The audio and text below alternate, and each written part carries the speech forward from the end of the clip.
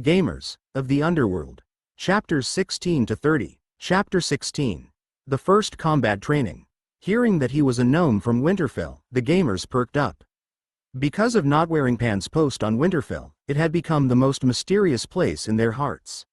With the presence of a Winterfell NPC, did it indicate the opening of Winterfell? Perhaps the gnome was responsible for starting off the pre-mission for Winterfell.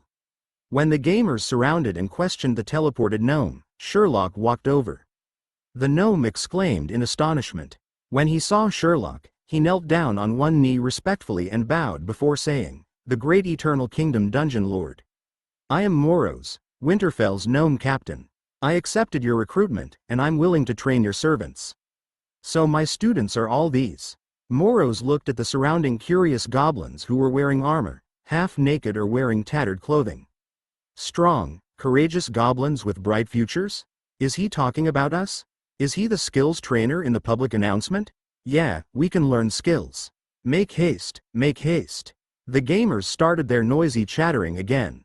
Sherlock walked to the front of the gnome and sized him up before saying, "I'm looking for a special talent to train my goblins into warriors. Are you the security guard at the teleport portal reception hall?" Sherlock did not trust Moros. He had to pay Moros 20 magic stones every month. It was unacceptable for Sherlock if Moros was a good for nothing. "Dungeon Lord, I'm aware of your concern. Please believe me, I'm able to train them," Moros said as he took out a medal and said excitedly, "When I was young, I obtained the gold medal and 50 magic stones while taking part in the gladiators tournament. Do not be deceived, Dungeon Lord. I was a legendary gladiator during my prime. I have served other lords too and fought against dragons, sirens and grand priests, till I got married." Moros could not help feel depressed. "It's a long, long story. Enough, I can guess as much what happened after your marriage." Sherlock lifted his hand to cut off Moros. "You can start with a week of probation, and the pay will be 10 magic stones for a gnome. If you can train the goblins to fight the spiders, I'll formally employ you." Moros was excited and knelt on one of his knees. "I, Moros, am willing to serve Lord Sherlock. Our contract is sealed." Sherlock extended his finger and a magic contract appeared in his hands.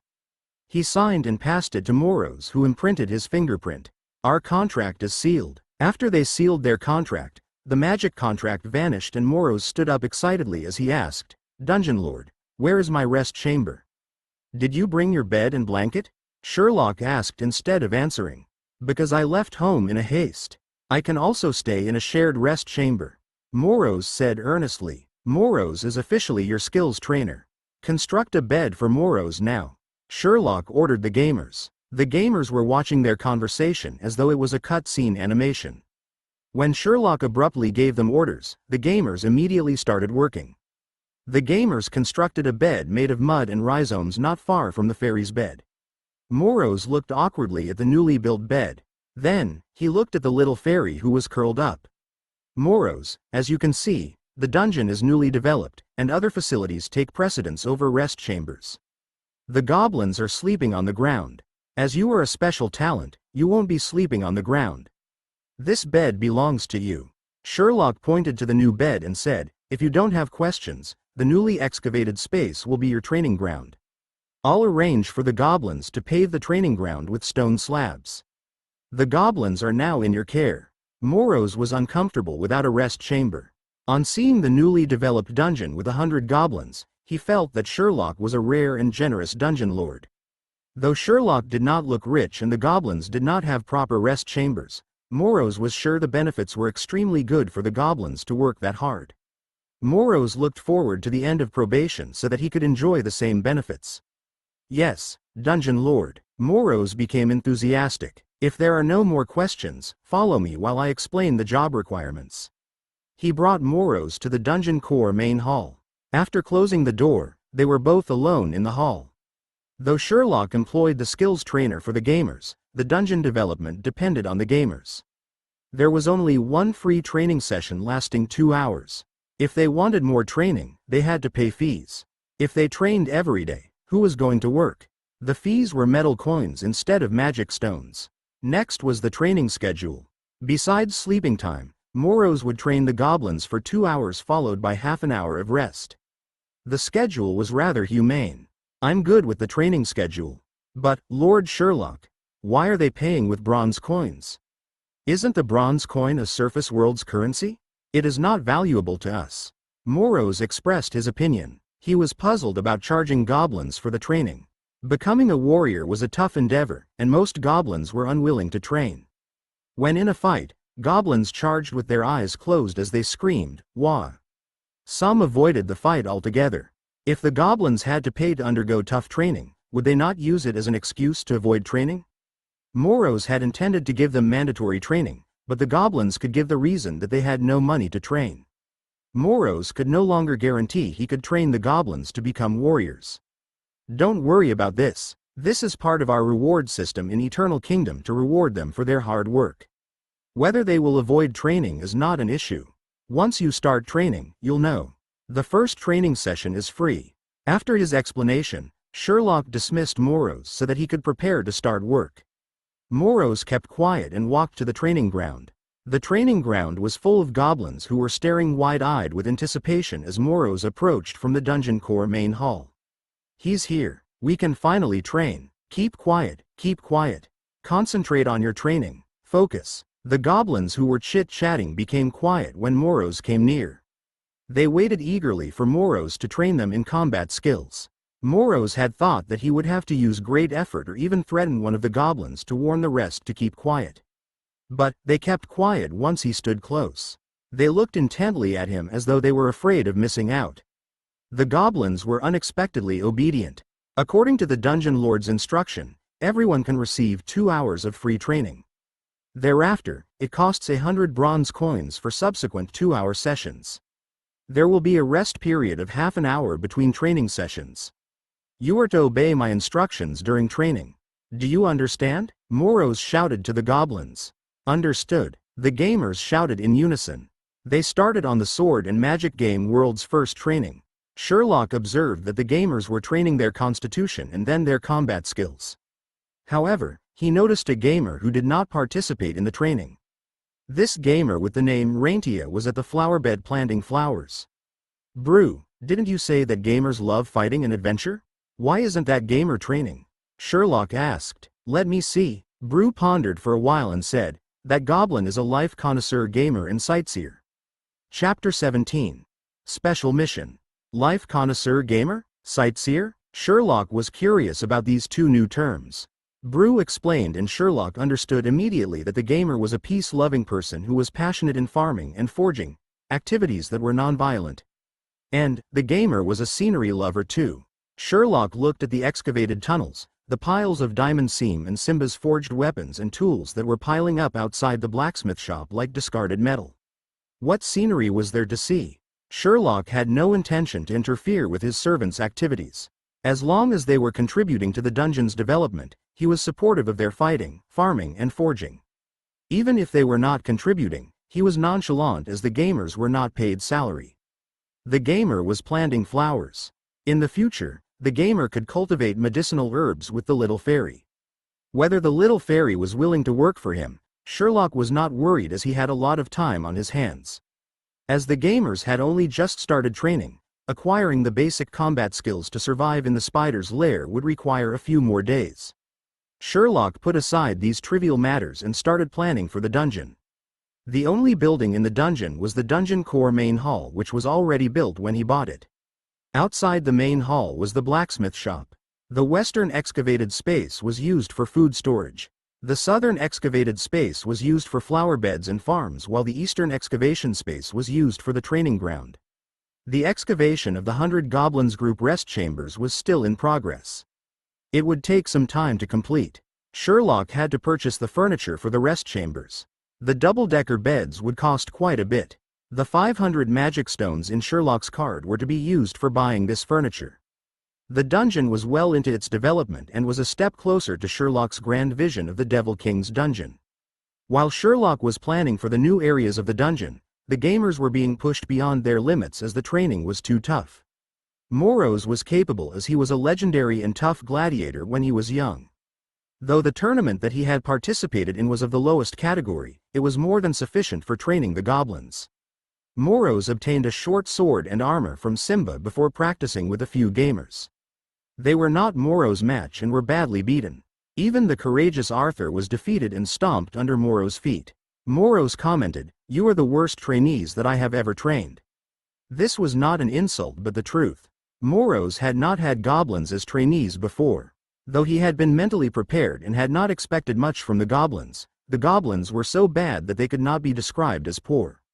Even if the goblins were not skilled, at least they could grab a sword, close their eyes and slash. These gamers could not even grasp their swords firmly, and most importantly, they could not even slash accurately. Morrow's pitted two gamers against each other with weapons. The two gamers wielded their weapons and slashed with metal clanging sounds, but the swords were not aimed at the body.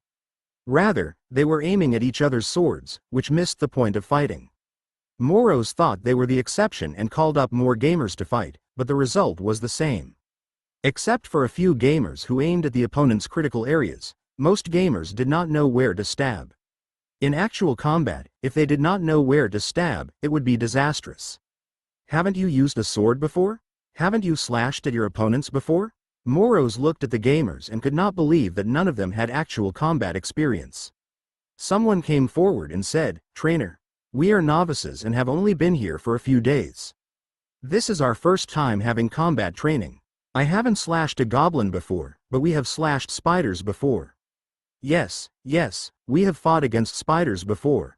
Morrow's was piqued. So they had combat experience with spiders. What was the result? The gamers narrated their expedition into the spider's lair.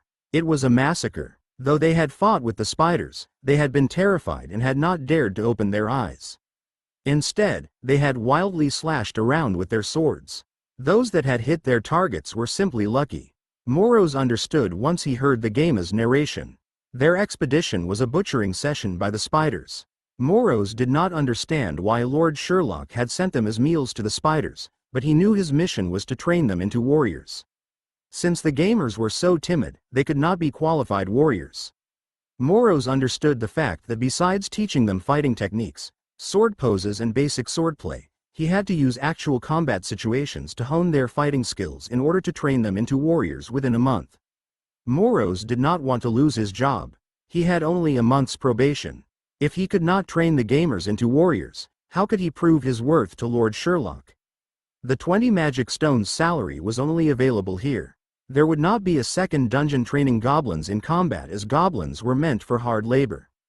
To train them in a month required extreme measures like actual combat.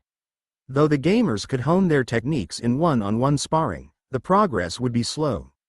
They had to experience dangerous live combat to improve quickly. For example, they needed to fight a live underground spider. Morrow's decided to bring them into the spider's lair to capture a lone spider. In the gladiators' arena, it had been a common method to condition the gladiators. Those who had survived the rigorous live combat sessions became excellent warriors. Morrow's informed Sherlock regarding his plan. Sherlock agreed immediately but required sufficient safety measures. "Lord Sherlock, don't worry, I won't let your servants sacrifice themselves," Morrow's said solemnly. "No, I'm referring to your safety. If you meet with danger, take care of yourself. Don't worry about the goblins," Sherlock said. Morrow's did not expect Sherlock to be that concerned about him and so nonchalant about the goblins' safety. He was extremely touched. The first thing to do was to control the underground spider. There was no time to make a large cage or gladiator ring, but Simba could make a large chain. Sherlock intended to make a trip to the spider's lair and bring back a lone spider. Before he made his move, Morrow's volunteered valiantly and said, "Dungeon Lord, give this mission to me. As the goblin's head trainer, I have to prove my worth. It's also a form of training for the goblins." Sherlock saw Morrow's determination and nodded. It was a good opportunity to test Morrow's worth. If he could not bring back an underground spider, he would not be worth 20 magic stones per month. After obtaining approval from Sherlock, Morrow's returned to the training ground and informed the gamers regarding the capture of a spider. He asked, "Who's willing to go with me? I want the bravest goblins." Morrow's had expected only a few to volunteer as goblins were timid by nature and would not take risks. But then, all the gamers raised up their hands and shouted, "Me! Choose me, holy cow, there's indeed a hidden mission. I should have been more proactive in the training just now." Morrow's was dumbstruck. These goblins, Are they not afraid of death? Moros was impressed by their bravery, but he could not bring all of them. Too many goblins would attract a horde of spiders. Moros only intended to bring 10 goblins. He selected the best goblins based on their training performance. Sherlock pondered over the fact that these gamers were combat novices. He announced a mission to the selected gamers via brew. Special mission.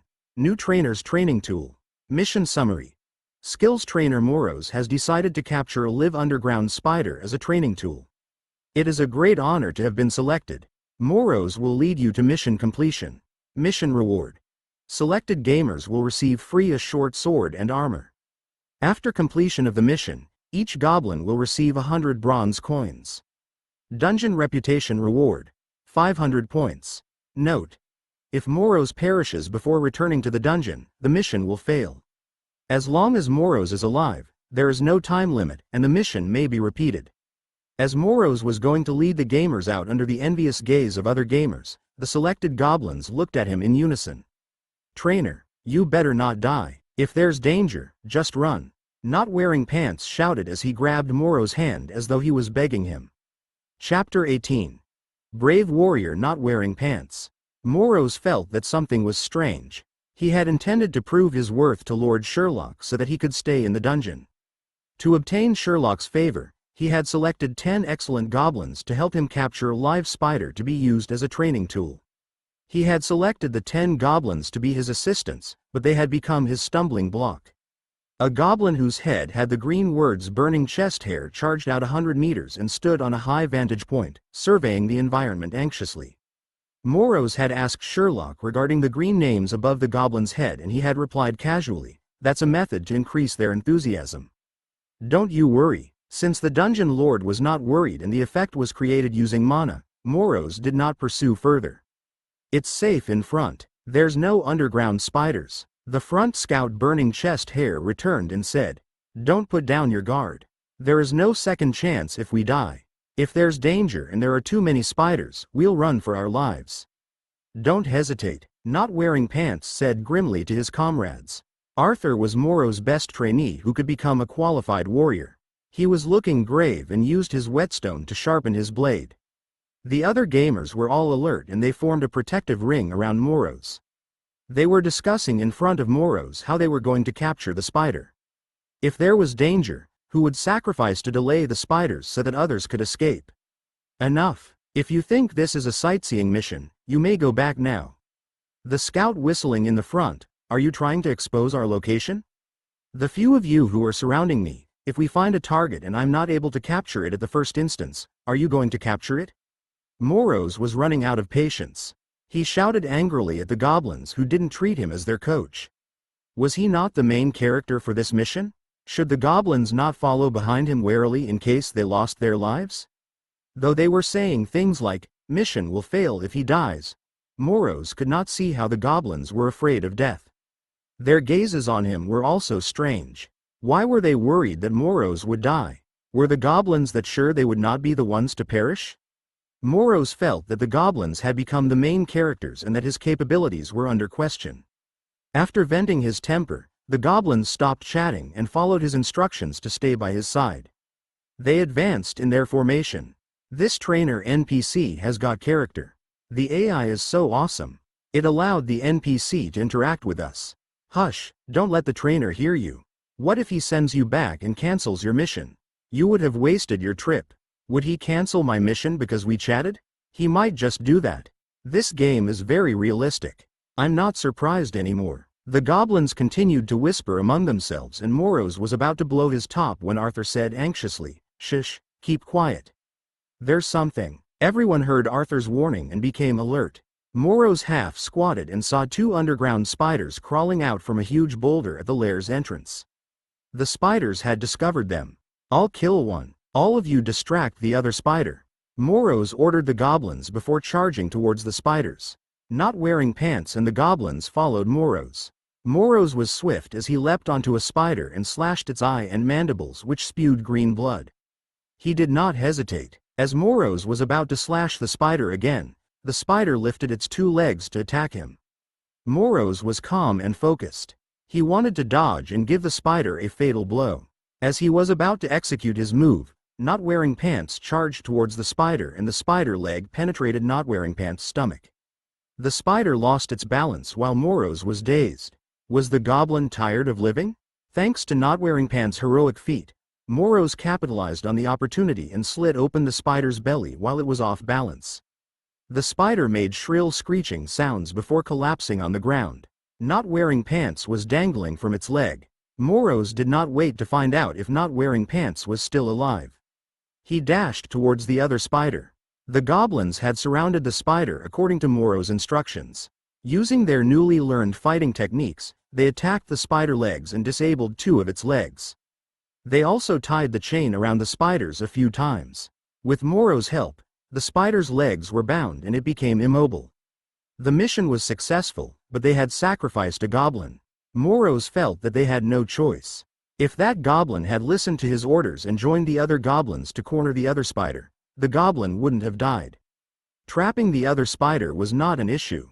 Moros could not understand why the goblin charged to his death. The only plausible reason was to protect Moros, but the goblin had only known Moros for a day. Why would he do that for Moros? Moros made sure the chain was properly secured before rushing over to Not Wearing Pants. Not Wearing Pants was still alive, but the spider leg had penetrated his stomach. The huge impact had tore through the armor. The armor was not able to deflect the immense penetrative power of the spider leg. Fresh blood spilled onto the ground. Not Wearing Pants did not say a word. He held the spider leg with one hand while he hacked the spider leg with the other hand. With his violent movements, more fresh blood dripped from his mouth. Moros knew that he was trying to hack off the spider leg to save himself. What a strong-willed goblin with an equally strong survival instinct. Moros was full of admiration for Not Wearing Pants, but he was bewildered by his suicidal move. With Not Wearing Pants' superb willpower, he was considered a qualified warrior. No, an excellent warrior. An excellent warrior should not have to suffer in his death. Brother, I don't know why you protected me. I'll always remember you. Moros looked at Not Wearing Pants, who was busy hacking, and sighed. He took out his green blood-stained short sword while grabbing Not Wearing Pants' shoulders. He got ready to slit Not Wearing Pants' throat to relieve him of his pain. Wait, what are you doing? Not Wearing Pants was surprised that the new trainer NPC would talk to him out of the blue. Could there be a special mission? He saw the new trainer NPC going for his throat with the short sword and he immediately grabbed the blade with his hand. Bravo, his palm was injured before he was going to die. You are a brave warrior. I'm giving you a death worthy of a brave warrior. Be on your way. May you rest well in the spirit world. Moros said sadly as he pushed Not Wearing Pants' hand away. He put the blade on Not Wearing Pants' throat and said, "Shush, don't say a word. It's going to be fast.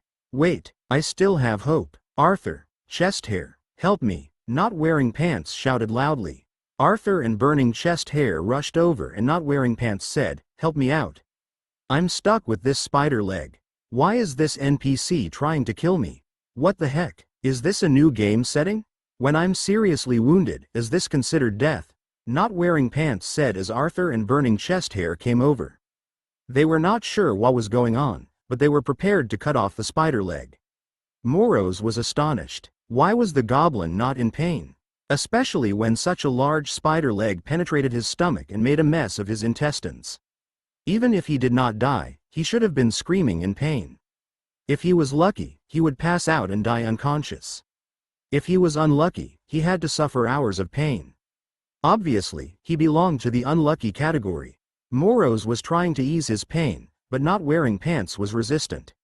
Shouldn't Not Wearing Pants be grabbing Moros' hand and saying, "Thank you, teacher," or something similar? While Moros was in a daze, Arthur and Burning Chest Hair had cut off the spider's leg. They helped Not Wearing Pants up. He tried to walk, but his injury was too serious. He had shut off the pain sensation so it was not painful, but his legs wobbled. They had to carry him. Not Wearing Pants felt he could be saved and wanted to persist. Moros gave up giving him an honorable death. He was puzzled why Not Wearing Pants was not feeling pain and rationalized that Not Wearing Pants had strong willpower. The following events made Moros more shocked and puzzled. Not only was Not Wearing Pants nonchalant about death, even the other goblins were not concerned about his life and death as they made merry. Not wearing pants, you're awesome. We were caught off guard, but you charged out and blocked the blow. Yes, if you hadn't blocked that blow, our mission would have failed. Awesome. Everyone were heaping praises onto not wearing pants. Nobody mentioned Moro's bravery. Moros could not comprehend why it turned out this way. Should they not be surrounding him and discussing his bravery? They were joking with not wearing pants, and he was also cracking jokes as though the spider leg was not impaled in his stomach. Even when his face was getting pale and the blood dripped along the way, he was happily chatting. There was no sadness or depression of an impending death. They dragged the bound underground spider and carried not wearing pants. They smiled as they marched back. As they were about to reach the dungeon entrance, not wearing pants stopped breathing. Moros closed his eyes as he prayed silently for this brave goblin that he had only known for a day. If he had been in the gladiator arena, he would have been a gladiator star. Moros felt that he had to console the other goblins. He said with sorrow, "Everyone, though not wearing pants, has left us, don't be sad. Let us pray for him silently." "Coach, stop praying. The dungeon's just ahead. I'm having my meal before going offline," Burning Chest Hair said in a hurry. Chapter 19. Dungeon Lord was unfathomable. Moros and the goblins came back safely with a struggling underground spider. The dungeon broke into waves of wild cheering and applause. The gamers were welcoming them like heroes. There was Moros, Arthur and Not Wearing Pants corpse. Dungeon Lord, help him to revive. We brought back a corpse." Burning Chest Hair stood outside the dungeon core main hall and shouted. Sherlock had been planning for the dungeon's interrogation room. He had been imagining how he would lure the surface adventurers to the dungeon, capture them, interrogate and torture them for unlimited magic stones. His daydream was interrupted by Burning Chest Hair's shouting. Sherlock walked out of the hall to take a look. The gamers were surrounding Not Wearing Pants' corpse outside the main hall. Sherlock glanced at Not Wearing Pants, whose stomach was impaled by a broken spider leg. He had perished during the mission. Moros came back with a sense of guilt mixed with astonishment. Sherlock understood just by looking at him. Moros was taken aback by the game's fearless and devil-may-care attitude. Sherlock observed that all the goblins with the exception of Arthur were all smiling merrily because of a successful mission. Moros was most likely dumbfounded by the game's attitude. Normally, the souls of dead goblins would be trapped in the spirit world, but the souls of the otherworld's gamers stayed in the dungeon core. If there was a corpse, the goblin would be revived. If there was no corpse, Sherlock would summon the goblin using mana. The otherworld called this, recreate new character. Sherlock thought for a while before healing Not Wearing Pants' corpse. Then, Not Wearing Pants revived in front of Moros. The gamers gathered together and celebrated the completion of the first special mission. They surrounded the captured spider and observed it, as most of them had not seen an underground spider before. Sherlock called Moros into the dungeon core main hall. Moros was bewildered and needed answers from the dungeon lord. "As you witnessed, my servants can be revived. Their souls need not go to the spirit world. Even if their corpses are missing, I can summon them back. Don't ask further. As I'm a superior devil, you won't be able to understand the intricacies," Sherlock said as he sat down and supported his chin. Moros was full of strong emotions and was about to speak when Sherlock raised his hand to cut him off. "Don't say a word. I know what you're going to say. You won't be able to revive like the goblins because you don't meet the requirement. My dungeon is different from the others. If you wish to stay here, I'll welcome you to train them and you can complete the probation. If the goblins have frightened you, you may choose to leave." Moros immediately knelt down and shouted, "Dungeon Lord, I am unable to express my admiration with words. I'm willing to sign a soul contract with you and serve you forever." Soul contract was the highest degree of contract which was equivalent to a slavery deed. He would become the dungeon lord's closest servant. Of course, the salary was still the same, but it would not be easy to leave. It was unlike normal servants who could leave if they were unhappy. To leave, he had to absolve the soul contract and erase some sensitive memories that were related to the dungeon lord's secrets. Moros was excited, but Sherlock did not intend to sign the soul contract with him. Besides, the soul contract was out of fashion and was troublesome to terminate. The new generation devil lords depended on generous benefits and outstanding charisma to attract his servants. Everyone obtained the same benefits and it was mutually beneficial. That was how it worked. Sherlock was not interested in signing the soul contract with Moros. As a devil, privacy and a sense of mystery was important. Brew would frequently speak to him in his mind, and that was unavoidable. But if Moros were to intrude on his privacy, Sherlock would not be able to bear it. Sherlock understood Moros' intention. He was envious of the gamer's ability to revive.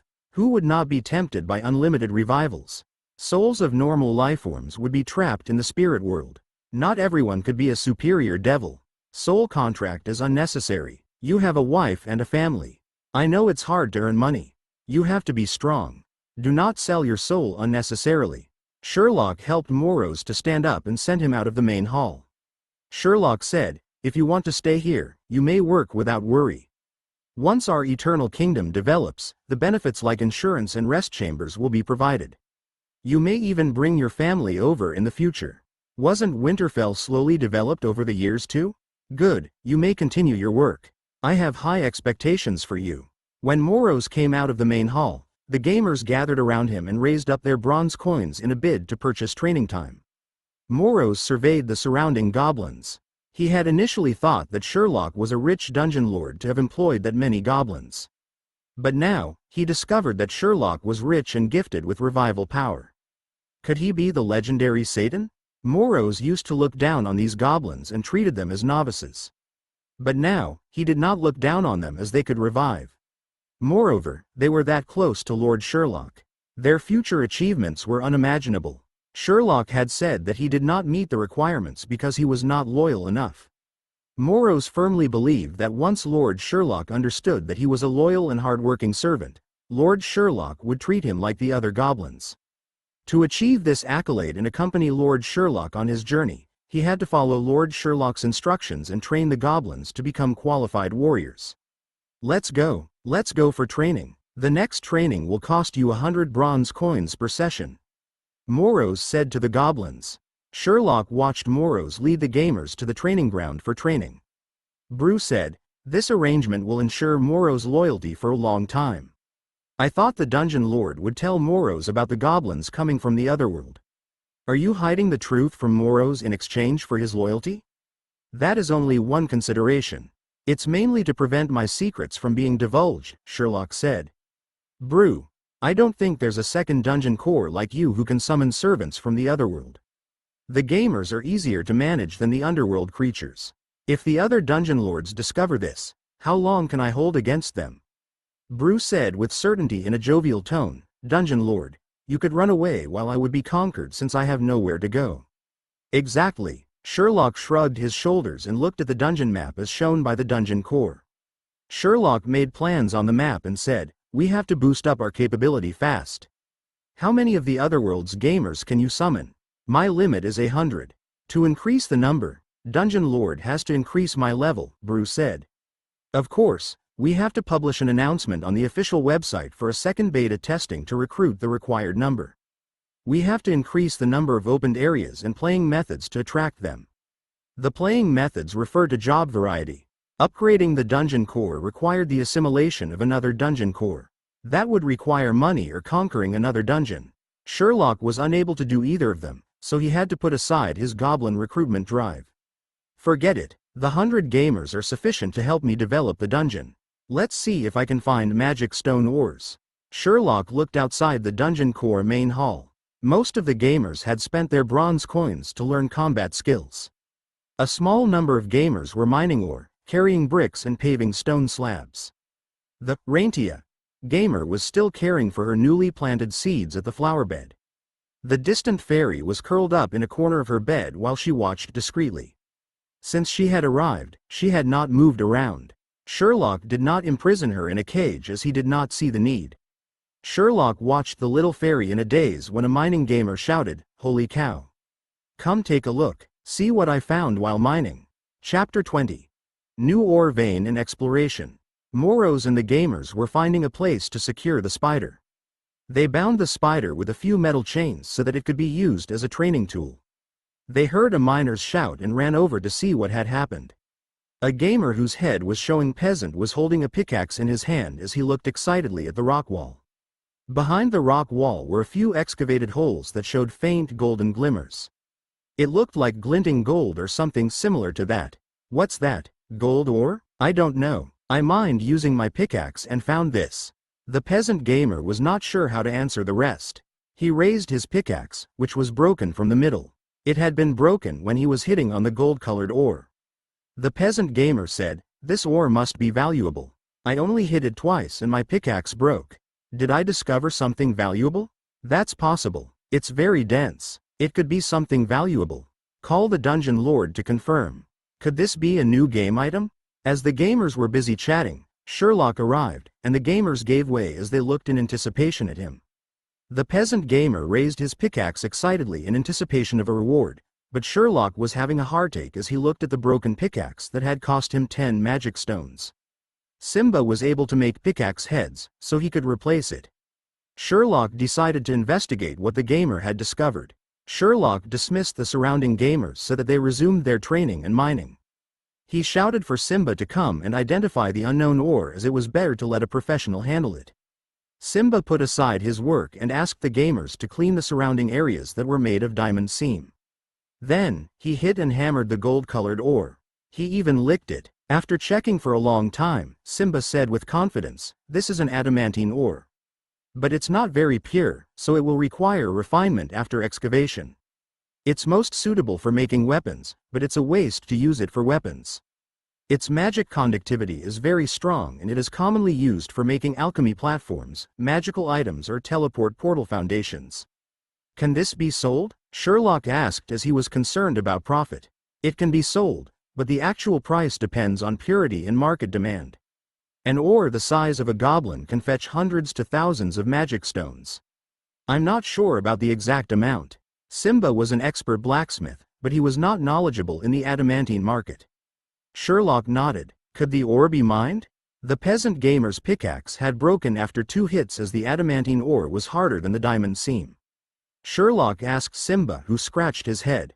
Simba said, "The pickaxe made from diamond seam cannot be used to mine adamantine ore. A material harder than adamantine is needed. I'll write a letter back to the shop to check the cost." "Good. After checking the prices, get me 10 pickaxes for mining adamantine ore. I can use the mined adamantine ore as collateral." Sherlock was in need of money. He had thought that if magic stone ores were discovered, it would help his financial situation. Instead, adamantine ore was discovered, which was not bad. Sherlock felt that adamantine ore would not be more valuable than magic stone ore, but it was still better than nothing. As for saving the adamantine ore for making alchemy platforms, magical items and teleport portal foundations, Sherlock was giving them a pass as he did not need them at the moment. He was unable to maintain a good supply of food, so he needed more magic stones. He was practical and also flexible. It was a new generation. Even if it were the Underworld, it did not mean developing the dungeon alone. Instead, there could be lots of interaction and business in a market economy. Merchants were forming groups to create neutral dungeons. As a new generation devil lord, Sherlock could not afford to be behind the times. Simba quickly went to write the letter, which would be delivered quickly using mana. After Simba completed his letter, he ignited the letter, sending magic powder, and threw the letter into the magic fire that consumed it. The letter was sent to Winterfell's "Don't have the most expensive stuff" blacksmith shop. He had to wait for a reply. The gamers were curious about the newly discovered ore vein. Because they did not have suitable tools, they were unable to mine it. Some gamers tried to use their pickaxes to mine it but were stopped by Brew. Sherlock awarded the peasant gamer a suit of armor, a short sword, a silver coin and 1,000 reputation points for discovering the adamantine ore. The rewards looked bountiful, but they were of no value to Sherlock. The armor and short sword were of no value, and the bronze coins were like feces. As for reputation, it was a laughing stock in the Underworld. If anyone discovered such ores in a dungeon, they would be richly rewarded with magic stones. Sherlock felt that he had gained a lot from recruiting the Otherworld's gamers, as he had saved a lot of money. Though Sherlock did not think the rewards were worth much, but to the gamers, the reward was shocking. It was the largest reward ever. The previous 10 gamers who had helped Moros capture the spider had only obtained 500 reputation points, 100 bronze coins, a set of armor and a short sword. The peasant gamer had been rewarded with twice the amount for discovering a new ore vein. It was like opening a treasure chest. The gamer's gazes were full of enthusiasm. These walls were not just a means of completing their ore mining mission. They were treasure chests. They could become the next peasant by discovering new ore veins and getting rich rewards. However, they could not mine as they liked since the missions were randomly allocated. After discovering the adamantine ore, Sherlock had to plan more for the dungeon. After adjusting his plan in the dungeon core main hall, Simba came in with a letter. The "don't have the most expensive stuff" blacksmith shop had replied. Respectable Lord Sherlock, I received the letter from Simba. I would like to congratulate you on your adamantine ore discovery. I won't decline your request for 10 pickaxes to mine adamantine ore as you are my most loyal customer. As the pickaxes need to be made of special material, they cannot be delivered via teleport portal. I have decided to let a merchant band passing by your dungeon deliver the pickaxes. The merchant band is also interested in collaborating with you on the adamantine ore. Please have a good discussion with the merchants. Wishing you a happy life and a smooth sailing business. Regards from Don't Have the Most Expensive Stuff blacksmith shop's employees. Sherlock knew what to do after reading the letter. Though he was unable to mine the ore immediately, it was still all right to wait for 10 days. The merchant band seemed interested in collaboration, so Sherlock could save on transportation fees to Winterfell if he could do business with the merchants. While Sherlock was waiting for the merchant band, the gamers were busy developing the dungeon and improving their combat skills by going through Moro's rigorous training. After slogging for so many days, most of the gamers had a set of armor and a short sword. After making most of the tools, Simba started making shields. The shield's price of 600 bronze coins was similar to the armor and sword. Brew completed the summary of the shield attributes. Diamond shield, ordinary white equipment. Defense 8. Weight 10. Durability 10. Forger. Blacksmith Simba. Required reputation. Dungeon. Eternal Kingdom reputation level 1, basic level. Dungeon Eternal Kingdom's most commonly seen shield. Forged from diamond seam. When the gamers saw the new equipment, those with money bought the shield at the first instance. Those without money continued working on their missions. With Moros as their skills trainer, the game's combat skills improved by leaps and bounds. They could spar with the captured spider effectively. Sherlock became busier as he had to heal and revive the gamers who were either injured or killed by the spider. He could not browse the official website in the discussion forum in peace. After Sherlock had set up the official website for the beta testing, the registered members had exceeded 100,000 in half a month. The number was still increasing daily. Though there were only 100 beta gamers, it did not dampen the other members' enthusiasm in the discussion forum. They waited patiently for the beta testers to share their experience. Once a beta tester appeared on the forum, they would swarm and suck up to the beta tester. One of the few topics of great interest was the story development of the mysterious fairy NPC. The second was the aftermath of the adamantine ore discovery. The third was the most important concern that many members were curious about. It was the exploration of the spider's lair. The spider's lair had been open for more than 10 days. Within a week, the first team of 5 goblins had been annihilated, while the second expedition of 30 goblins had been badly beaten. With the arrival of Moros, the skills trainer, the gamers had trained in combat skills for a few days. 20 of the gamers were armed with armor, short sword and shield as they prepared for the third exploration of the spider's lair. Chapter 21. Gamers' exploration combat and Simba's complaints. We're forming the spider's lair expedition. Those with short swords, armor and shield, come forward. Those with 3 combat skills training sessions and were not harmed by the spider, come forward. Those without experience will not be considered. Those who are going offline within 12 hours will be excluded. At the dungeon entrance, Not Wearing Pants shouted at the top of his voice. Arthur sat cross-legged on the ground while he sharpened his blade. At his side were Burning Chesthair, Sakuranomia Cat Demon and Sylvanas, who were the pioneer explorers. Besides the 5 of them, there were other gamers who made up the 20 goblins in the contingent. They gathered and chatted in low voices about various strategies against the spiders from the forum. They also double-checked their rations that they had bought from Simba. With Not Wearing Pants hollering, more gamers gathered forward. Not Wearing Pants shouted for 10 minutes as he was waiting for the gamers who were finishing their training. Sherlock noticed the gamers' behavior. As this was not the first exploration of the spider's lair, it was not a concern. Sherlock was just curious if the third exploration would be successful. The gamers finished forming their expedition group. With not wearing pants prompting and strict requirements, all the eligible gamers had reported in for the expedition. Arthur and the rest of the expedition group did not wait any further. The contingent of 20 goblins set out towards the spider's lair. Sherlock was at the Dungeon Core main hall observing the expedition group via the Dungeon Core. They followed the dungeon's tunnel towards the spider's lair. Sherlock had published the area map on the official website so they would not get lost. Moreover, there was only a single way to the lair. After walking for an hour, they had almost arrived at the spider's lair. The gamers had been trained several times by Moros. They were not very experienced in combat, but they were no longer novices. Most of them had participated in the second expedition that had ended in bloodshed. This time around, they were full of confidence. Once the gamers arrived at the spider's lair entrance, they did not rush in like their second expedition. Instead, they fanned out and stayed hidden. Not wearing pants went out with his shield and short sword. He stood at the entrance and shouted, "Wah!" The nearby spiders were alarmed, and 4 spiders came charging at not wearing pants. After baiting the spiders, he hurried back to the gamer's ambush area. When the underground spiders came within range, they hollered and charged out at the spiders. The spiders' intellect was low so they did not detect the ambush. Moreover, it was only goblins. They were not afraid even if they were outnumbered.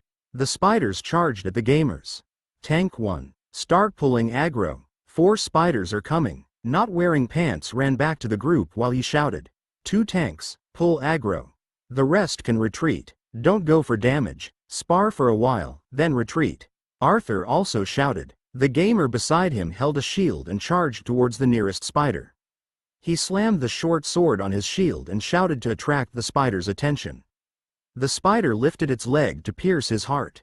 As the spider charged by, Arthur dashed out with lightning speed from the side while holding his shield and a short sword. While the spider was distracted, he slashed the spider's stomach. Green blood spewed out all over his body. He jumped to one side to avoid more bloodstains. The spider twisted its head, but another gamer attracted its attention by banging his shield and waving his short sword menacingly. The spider was not smart and only reacted to the nearest threat instead of the most dangerous one. The gamers made use of this to control the spider's aggro. This technique was taught by Moros. The gamers were allocated tasks based on their agility, speed, attack strength and constitution. The 20 gamers isolated the 4 spiders. They took turns to attack the spiders while using the shield for protection and the short sword to inflict damage. Before long, the spiders could not bear the siege and wanted to escape. When the gamers saw that the spiders were escaping, they tried all sorts of methods to stop them as they had spent many hours training just to kill a spider. The gamer's attacks became more frenzied. They were almost hurt by the spiders several times. Fortunately, with the shield's protection, they were unharmed. A spider fell to the ground, followed by a second and third spider. The 4th spider charged and sent a gamer who was trying to attract its aggro flying. Then, the spider fled with its injuries. Though a spider escaped, the gamers were satisfied with the result. It was a tremendous improvement to go from being annihilated by the spiders to besieging 4 spiders and killing 3.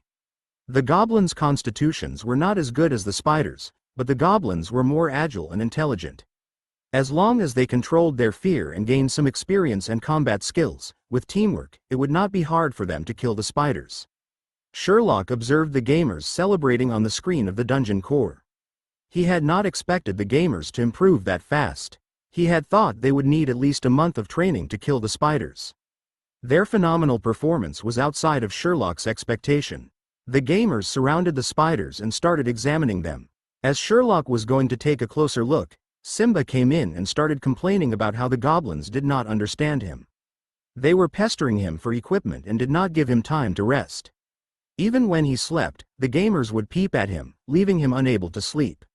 Simba said, "This bunch of imbecile fools think only they need sleep. Don't they realize that I need to sleep too? Instead, while I'm sleeping, they pull my sleeping bag. I wish I could smash open their thick skulls to see what's inside." Simba had lots of grievances. He was extremely unhappy with the gamers and was almost on the verge of exploding. The other two NPCs, the fairy and Moros, were also harassed by the gamers, but they did not dare to complain. The fairy was a slave, while Moros was in awe of Sherlock. He treated the goblins as close servants of Sherlock. Even when he was awakened in the middle of his sleep by the goblins, he did not make a fuss. Sherlock listened to Simba's complaints while observing the dark rings underneath Simba's eyes. He had to make arrangements for private rest chambers for both Simba and Moros. The other gamers would have to wait longer for their own. Sherlock placated Simba and arranged for the construction of 2 private rest chambers. However, he didn't plan on constructing a private rest chamber for the little fairy. He wasn't so empathetic as to build one for the little fairy when she was unwilling to work. In any case, to Sherlock, the little fairy probably would feel more comfortable staying in the field instead of a private rest chamber. Though the 2 rest chambers were not huge projects, they could not be completed in an instant. With the help of Brew, Sherlock selected a few gamers with good construction skills to create 2 rest chambers. Sherlock awarded more bronze coins and reputation points for these missions so that the construction would be completed in the shortest time. The selected gamers were very happy. One of the gamers said as he constructed the chamber, "This dungeon's awesome. We can interact with the environment, and now even the rest chambers are built by us. Once the blacksmith's chamber is complete, I'll try to enter through the windows. If the blacksmith leaves things in the chamber, I might be able to get my hands on them." Simba threw his hammer at the gamer.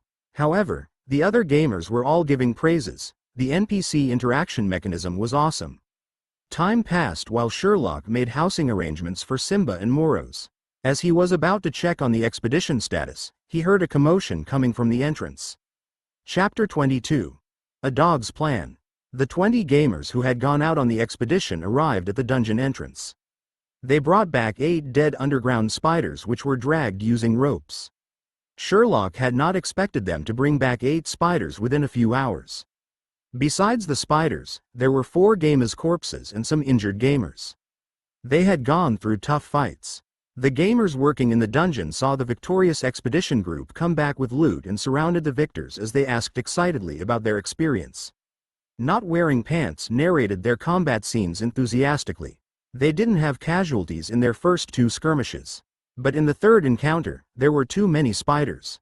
After 4 gamers were killed and many were injured, they managed to repel the spiders. With the casualties, they did not stay at the spiders' lair entrance. Once the spiders retreated, they immediately returned with their loot and their comrades' corpses. The dead gamers would be revived since creating new characters would void their previous reputation points. They were not willing to give up their hard-earned reputation. While the gamers were celebrating, Sherlock treated the wounded and healed the corpses. He saw the gamers dissect the spiders and concentrate on the stomach. But they were not going for the meat. Previously, they had witnessed Arthur obtaining a strange metal ball from the spider's stomach and appraising it.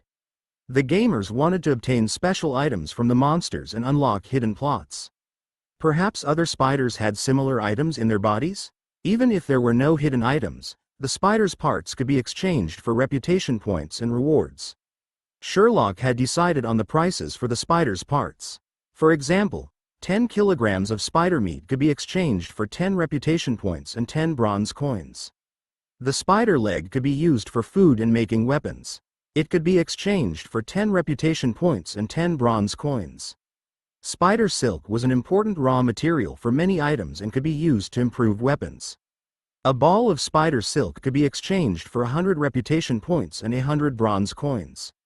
The production of spider silk was limited and the quantity depended on luck. After collecting the loot from the gamers, Sherlock could produce additional food. He could also give Simba the spider leg and silk to produce high-quality weapons and equipment. Then, he could sell them back to the gamers. In order to obtain better equipment, the gamers would have to complete more missions or hunt for more spiders to gain more money and reputation points. Their actions supported the positive developmental cycle of the dungeon. The gamers dissected the 8 spiders quickly. The spider legs and the meat were arranged neatly by the side, but the spider silk was in low quantity. Sherlock could smell the stench of the spiders from a distance. The gamers were not affected by the smell as they squirmed excitedly into the spider's stomach to see if they could find any treasure. They searched for half a day but did not find any treasure. At most, They found remnants of the spider's meals. It was not like they could find treasure every time. Sherlock observed the gamers taking stock of their loot. He thought they were going to approach him to exchange the loot for rewards, but the gamers instead held an internal auction for their own expedition members. Spider leg. Starting price is 20 bronze coins per piece. Not wearing pants was the auctioneer. The members of the third expedition started bidding and pushed the price to twice the starting price. Arthur bought 5 pieces with his bid of 40 bronze coins per piece. Other rich gamers like Burning Chesthair, Saccharomyia Caddemon and Sylvanas bought the rest of the spider legs at high prices. The spider's meat was sold at lower prices. The last item was the spider silk. As the quantity was not sufficient to make a ball, the starting price was 80 bronze coins, and the bid price was quickly pushed to 300 bronze coins. In the end, Arthur bought the spider silk. The other gamers witnessed the dungeon's first loot auction and lamented, "My God, the price of a bronze coin is now at least 10 to 20 renminbi.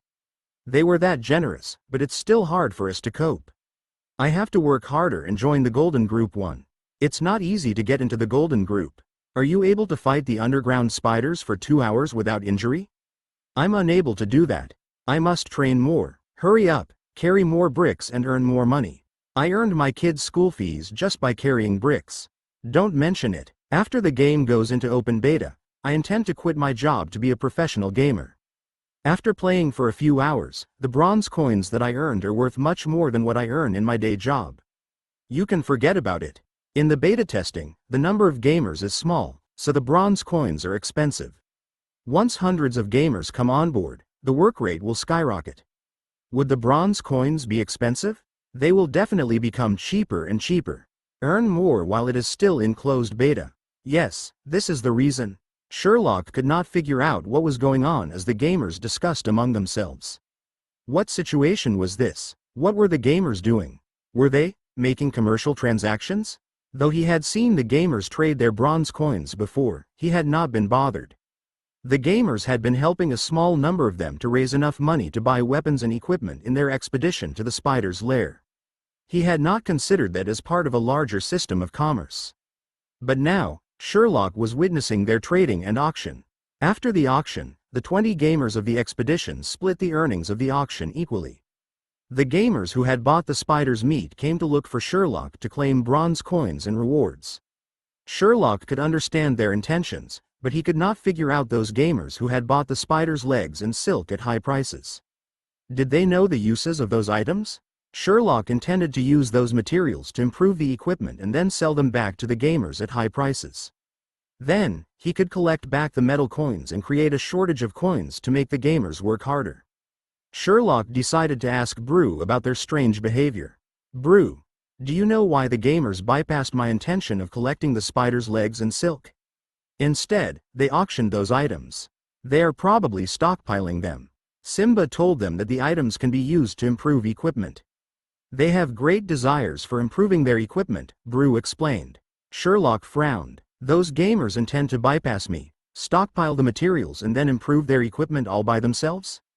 That's correct. This works even better. Let them trade the materials. When they decide to improve their equipment, they have to find Simba. As long as you fix the prices with Simba, you will still collect back the metal coins. In the last few days, I have come up with another plan to exhaust their metal coins faster, Brew said. How about giving the equipment an improvement level?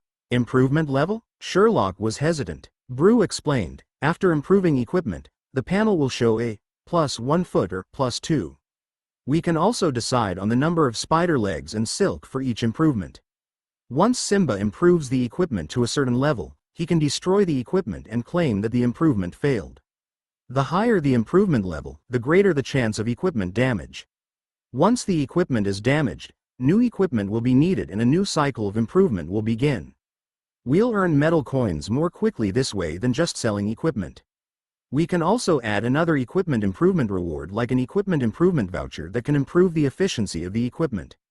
Furthermore, we can even collect the broken equipment and make new ones out of them before selling them back to the gamers. Sherlock agreed that Brew's method was brilliant. It would exhaust the gamers' coins rapidly. In addition, the diamond seam material would not be wasted if they collected the damaged equipment. Sherlock accepted Brew's suggestion and shouted for Simba to discuss the details in the dungeon core main hall. Sherlock explained the details to Simba and requested him to place a new signboard that read, "Equipment Improvement," at the blacksmith shop entrance. He also indicated the price and the increasing amount of spider legs and silk required for each improvement. The probability of failure would also increase correspondingly. Of course, it was also dependent on Simba and the gamer's mood. Simba could not understand why the dungeon lord would make the equipment improvement that complicated, but he was the boss, so Simba had to follow his instructions. Simba hung up the new signboard at the blacksmith shop entrance. Using spider silk and legs, there were only 5 improvements available. The probability of damage started after 3 levels of improvement. From the 4th improvement onwards, there was an incremental chance of equipment damage. A nearby gamer discovered the new signboard and bolted like a wild dog to the other gamers who were splitting the money. He shouted, "Whoa! A dog's plan for equipment improvement." Chapter 23. Version 0.01 Update Log. Sherlock was bewildered by the gamer's scolding. He did not expect the equipment improvement to cause such a violent reaction. Not only was the first gamer who discovered the equipment improvement furious, the other gamers who came up to take a look also started scolding. "Done. Finished. We are all done for. I'm having a headache. My liver's in pain. Coming up with equipment improvement? Is he driving us commoners to our death? This D***MNED plan."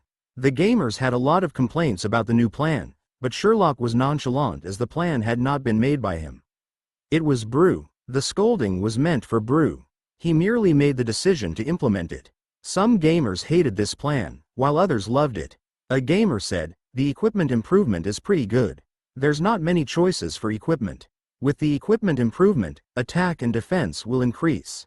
Isn't that good?" "That's correct. There is no way to charge our account and there's no marketplace, so it is reasonable to have equipment improvement.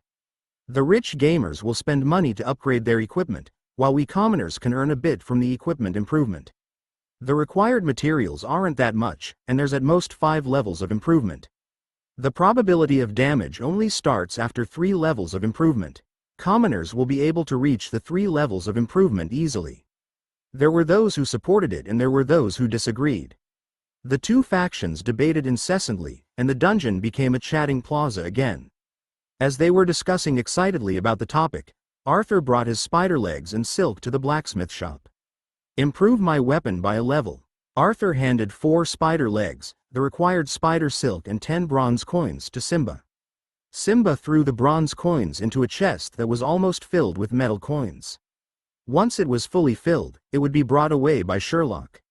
Simba threw the short sword, spider legs and the spider silk into the magic furnace. After a short while, he hammered the sword while the gamers watched intensely at the first equipment improvement process. Simba hammered for about 10 minutes. Then, he cooled the short sword before handing it back to Arthur. Arthur took the short sword. Its name had changed to Hiltless Diamond Short Sword +1, Ordinary White Equipment. Damage 0 to 11. Weight 10. Durability 10. Forger. Blacksmith Simba. Required reputation. Dungeon. Eternal Kingdom Reputation Level 1, Basic Level. Dungeon Eternal Kingdom's most commonly seen weapon. Forged from diamond seam. As it was a basic improvement, the attack strength was only increased a little bit. There was no change in its appearance. Arthur put his sword away. No matter how the other gamers pleaded to take a look, Arthur ignored them and took his sword to Moros.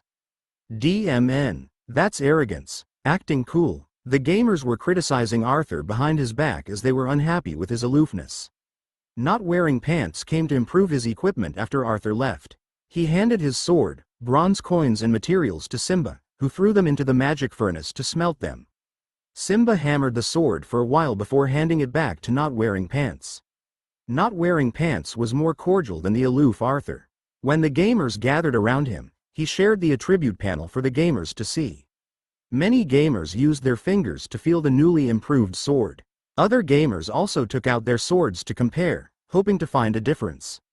Most of the gamers were engrossed in the equipment improvement, while the previous gamers who condemned the equipment improvement kept quiet. All of them were busy examining the improved equipment. There were many new features added to the dungeon in the past few days. For example, There was the hiring of the skills trainer Moros, the construction of the private rest chambers for Moros and Simba, and the equipment improvement. These features were to be published on the official website. Sherlock did not bother with the gamers. He returned to the Dungeon Core main hall and edited a new announcement with Brew's guidance and suggestions. Dungeon. Eternal Kingdom, Update Log version 0.01. Dungeon. Eternal Kingdom, version 0.01 is officially released. New contents that are online. Added a new skills trainer, Moros. He was a gnome warrior from Winterfell, and a gladiator when he was young. After marriage, he became a security guard at Winterfell Teleport Portal Reception Hall to support his family. He is now a skills trainer at Eternal Kingdom and provides combat training. Each training session lasts 2 hours and costs 100 bronze coins. The rest period between the training sessions is 30 minutes. Added new dungeon construction missions. Moros and Simba have requested for their private rest chambers. The generous Lord Sherlock has agreed to their requests. The gamers are responsible for constructing Moros and Simba's private rest chambers. Please do not enter their private rest chambers without permission. Those who enter without permission will be subjected to attacks from the NPCs. Gamers who steal from the NPCs will be blacklisted and will not receive help from NPC. Added new equipment, Diamond Seam Shield. Attribute Picture. Added new exchange items. Gamers with spider meat, spider leg, or spider silk can look for Lord Sherlock or Brew to exchange for bronze coins and reputation points. Added equipment improvement system. The equipment available for improvement includes hiltless short sword, diamond seam shield, and diamond seam armor. There is a maximum of 5 levels of improvement. The probability of damage starts after level 3. The materials required for improvement are stated on the blacksmith shop's signboard. Sherlock checked the contents of his announcement after he completed the draft. After confirmation, he published it. Many gamers were paying attention to the posts on the official website and discussion forum. The moment Sherlock published his post, it received many replies. I saw Chong Wei beating Lai Fu. Updated. I am tempted to play. Why didn't I get beta testing status? Can I buy the beta testing status officially? I'm determined to be a beta gamer. Sundry Merchant. I'm with the previous writer. I'm determined to be a beta gamer too. Not. Shirley's fanboy. Of course. /d/ Fat Hope. Just upgraded to version 0.01? Is the open beta at version 1.0? Will my son be able to play it when he's old? I am currently a 3rd year in junior middle school. Dad's disappointed in you. I'm begging you for open beta. I don't mind internet lag and I don't mind paying a lot for your services. The updates are too slow. Is it due to lack of employees? Or lack of funds? I'm willing to crowdfund 10,000 renminbi. Pitiful soul. I only care about when the second beta is starting. I got a hold of my dad's, mum's, brothers, and cousins' ID cards to apply for the status. Please, you have to choose me. Sobbing. I am too pretty to die. At Pitiful Soul. Do you know that the game capsule only allows the ID card's owner to use it? You can't even sell the qualification. Are you bluffing your dad? Blog antagonized you. Wait, is everyone paying attention to the start of equipment improvement in the game? Twisted Vine. It's normal to have an equipment improvement system. Think about it. If you don't charge your account, how do you become stronger? Manual Comedy. Liver Emperor. If I don't charge my account, I'll go bald. Degree. Z. Angle. Sherlock was so engrossed in reading the posts that he was unable to walk away. Refresh. Click. Refresh. Click. The entire forum was filled with gamers pleading for open beta. Sherlock wanted to read the beta gamers' comments, but they were submerged by the deluge of newer posts. Sherlock could only scan through the first 3 pages to look for interesting posts. Sherlock discovered a first-page post that would always be on the top. The number of replies and clicks kept increasing. The title of the post was simple but eye-catching. It was a gamer called Peasant who wrote the post. Sherlock recalled that Peasant was one of the beta gamers. The full title of the post was Beta Gamer Expose. I discovered a shocking secret of the dungeon. Chapter 24. Beta Testing Advance Notice, Winterfell Merchant Band. In the discussion forum, whenever the beta gamers published a post, there would be a huge number of replies and clicks. If the content was closely related to Dungeon, Eternal Kingdom, then the responses would be even more frenzied. The post by Peasant had an eye-catching title, Beta Gamer Expose. I discovered a shocking secret of the dungeon. Even Sherlock was puzzled. What shocking secret had he discovered about the dungeon? Sherlock clicked on the post and saw a large photograph. It was a full-body photo of Simba holding a hammer. It looked like he had posed for it. Picture. It was followed by Peasant's post contents. Whoa, I accidentally discovered an Eternal Kingdom hidden plot. It goes like this. A few days ago, when I was mining and carrying ores, I discovered an adamantine ore vein. Shirley gave me a handsome reward that consisted of a silver coin. A silver coin is equivalent of 1,000 bronze coins. What a windfall! 1,000 reputation points, and a set of armor and a weapon. I intended to use a new pickaxe to mine, but the system did not allow me to do that. When I tried to mine, the system would give me a warning and stop me from mining. Since the ore vein was not mined, there should be a following plot. I thought maybe I had to complete a hidden mission to unlock the hidden plot. After trying for a few days, I discovered the hidden plot. Since it's an ore vein, then it should be related to the blacksmith. I loitered around the blacksmith shop and tried chatting with Simba, but he ignored me. Later, I saw a letter in the blacksmith shop. I secretly took a snapshot for your viewing pleasure. Brother, I went to another dungeon to find work, and I am currently waiting for news. I had just returned home yesterday when I received your letter. Lord Sherlock must be very wealthy to recruit 100 goblins. Could you recommend me to Lord Sherlock again? If only I could work together with you in the Eternal Kingdom. I heard from the "don't have the most expensive stuff" boss that a merchant band will be setting out tomorrow with a batch of pickaxes and that they will be passing by your dungeon. Mum asked me to pass the pastry to the merchant band to deliver to you. Take care when you work outside. Will you be continuing your contract after 3 months? I am envious of your job. I will work hard. Brother, you have to work hard too. A merchant band will be coming to our dungeon. This must be the follow-up plot of the adamantine ore vein. The batch of pickaxes must be for mining the ore. Maybe we can even do business with this merchant band. Perhaps there will be other missions and chances to accumulate special items or exchange for rare items. It will not be long before the start of the merchant band plot. Do stockpile your bronze coins and materials as you may exchange for good stuff. Volcano Stick King. Is the merchant band coming? Seems like a new update is coming. Those who played The Unforgiven are stupid. Can a guide be written on the things that can be exchanged with the merchant band? I would like to take a look. Dazed Fool. I feel like playing the game. Hollander stealing large dragon. I did not expect Simba to have a brother and a mum.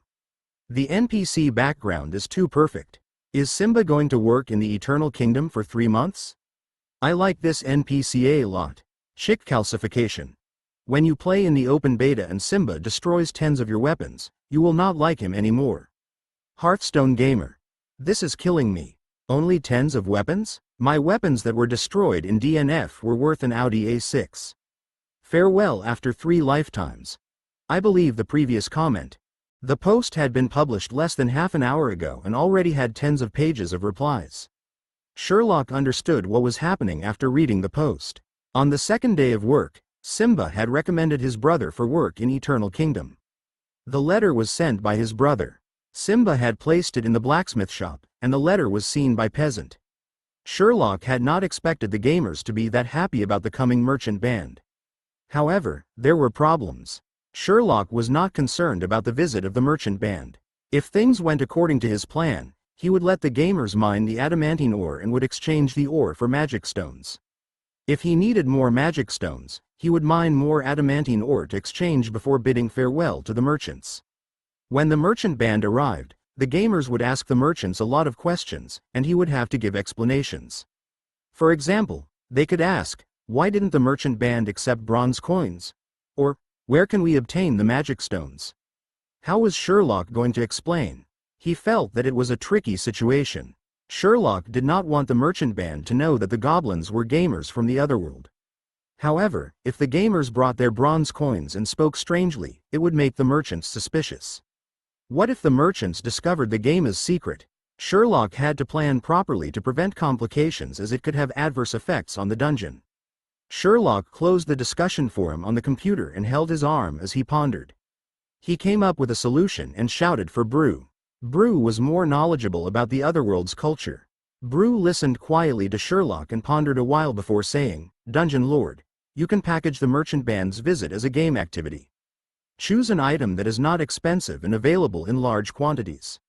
Then, you can let the gamers exchange spider leg, silk, meat and other underground creatures' skin and fur with the merchants for that item." "That's correct. I intend to discuss with the merchant band and fix the price of the designated items that the gamers can trade with the merchants. Hence, the magic stones will not be required, and it won't make the merchants suspicious on why we are using metal coins as currency in the dungeon. We can announce this activity on the official website to direct the gamers' actions. As long as they have missions and rewards, they will be happy." This is a feasible solution. Lord Sherlock, you have to discuss the exchange price with the merchants and inform them not to engage in other trades with the gamers, especially the adamantine ores. Specify that only Lord Sherlock or your designated trader can trade in the ore. Brew was worried, so he reminded Sherlock. "Don't worry, the merchant band is very principled. They only deal with the dungeon lord and the designated spokesperson, not the servants of the dungeon. This prevents treasure and precious material theft from the dungeon in exchange for magic stones." Brew said immediately, "I'll follow your instructions. When the merchant band is near our dungeon, I'll inform you beforehand. Lord Sherlock, try not to choose an expensive item for the gamers to trade. Since the merchant band will only stay for a few days, if it is too expensive, the gamers won't be able to exchange for the items using their basic materials in time. If the mission is out of reach, they will be angry like how they condemned the previous equipment improvement plan. The storage capacity of the merchants is also limited. They might not want to accept large quantities of spider legs and meat." Sherlock nodded. Like what Brew said, he had to consider the merchants' capacity and their limits. The details had to be ironed out during the discussion with the merchant band. Sherlock confirmed his plans, and with Brew's help, he published a new announcement on the official website. Dungeon. Eternal Kingdom. Beta testing activity advance notice. Winterfell Merchant Band. All gamers. Dungeon. Eternal Kingdom. The beta testing has been carried out smoothly for half a month. We have gradually rolled out new features, functional NPCs, new settings, areas and equipment improvement. The beta testing has also included weapons, armor, shields, character fatigue, death penalty and combat system. The response towards this game is very enthusiastic. The production team would like to express our gratitude and joy. Thank you for validating our efforts. New announcement. The Winterfell Merchant Band. The merchant band from Winterfell will be staying in our dungeon for a few days. We will open up a new item exchange service and release details of the exchange items on the official website and forum. Please kindly wait in anticipation and prepare to work very hard." Sherlock checked the contents of the announcement. After confirming there were no errors, he published the announcement. Chapter 25. Change in gamers' behavior.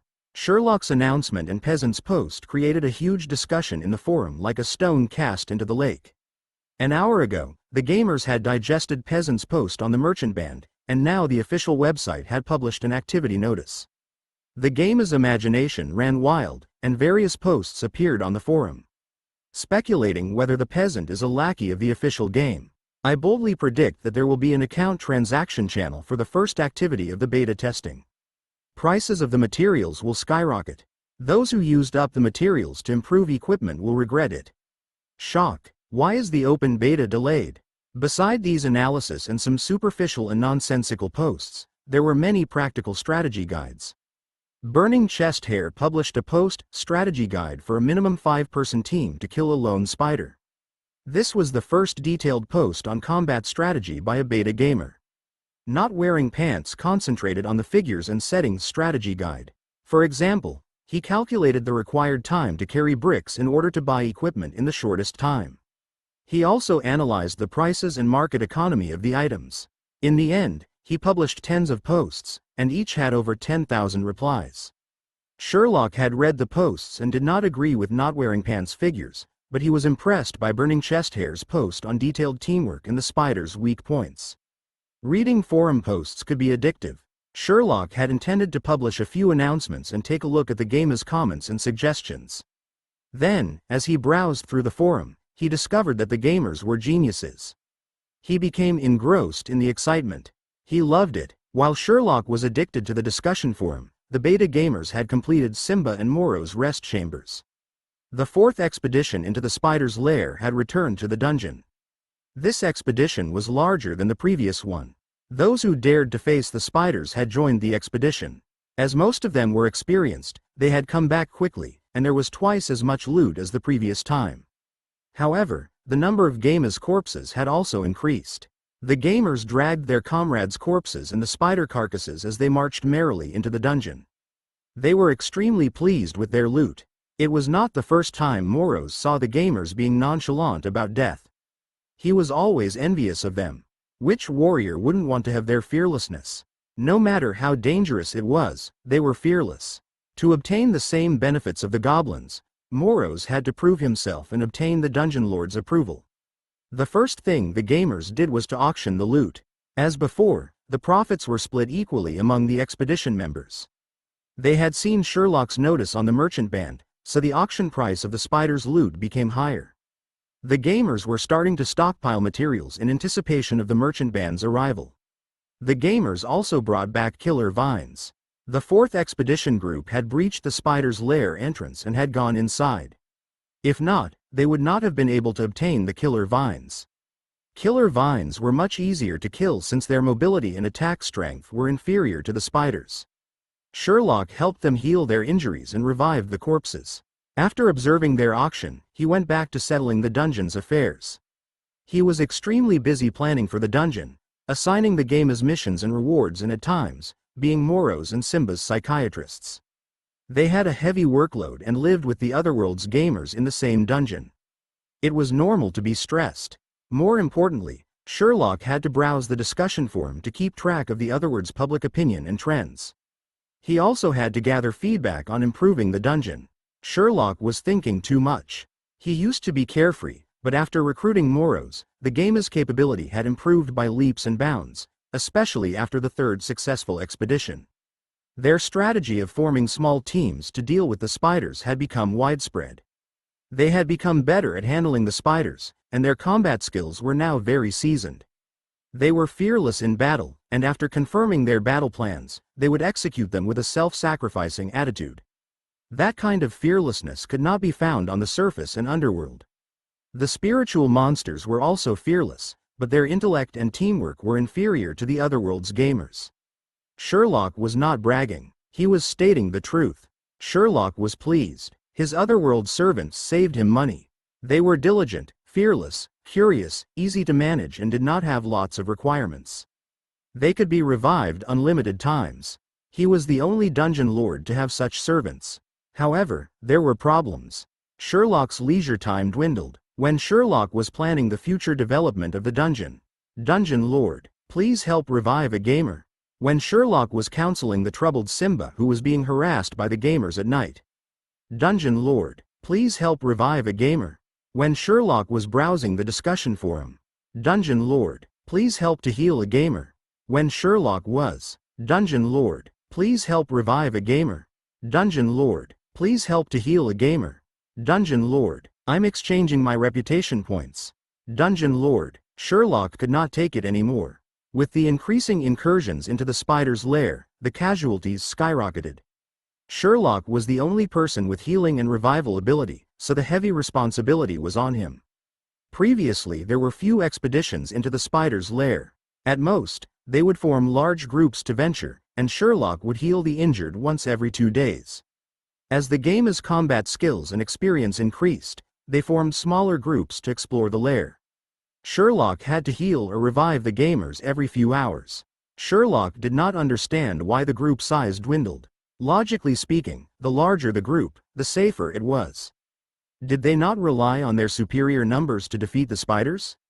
After observing how they formed groups to hunt, Sherlock finally understood the reason for creating smaller groups. First, small groups could avoid those rich gamers who used their renminbi to exchange for bronze coins to buy materials. The normal gamers could not compare to the rich gamers. With a smaller group, they had the chance to buy the materials, stockpile or sell for a higher price. Second, smaller groups were more agile. Some gamers could be hunting for the entire day or disband their group after a few hours.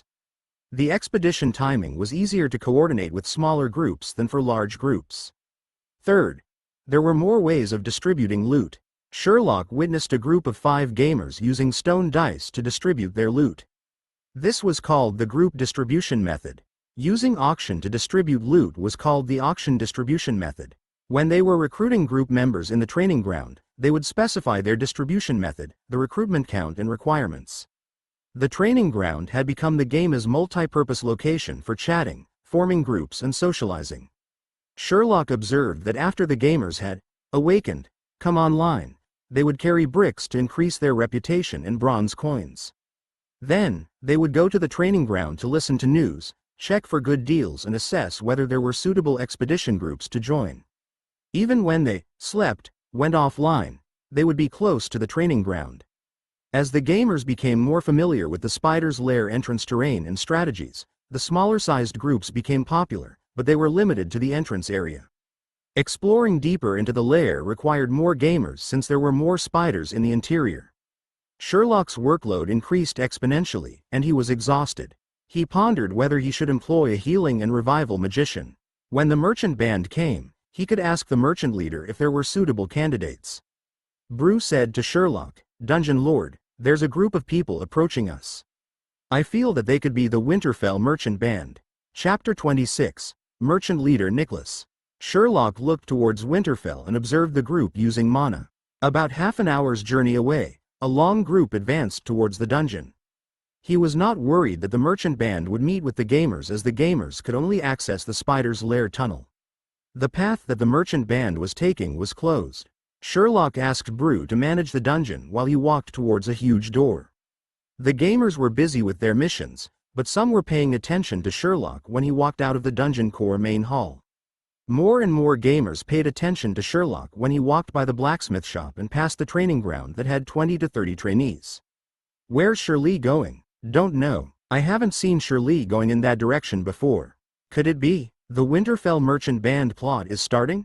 "Possibly. Shirley has seldom ventured out of the main hall." "Don't miss the plot, don't miss the plot." The gamers chatted loudly and didn't care if Sherlock could hear them. Moros, who was training the gamers, was puzzled.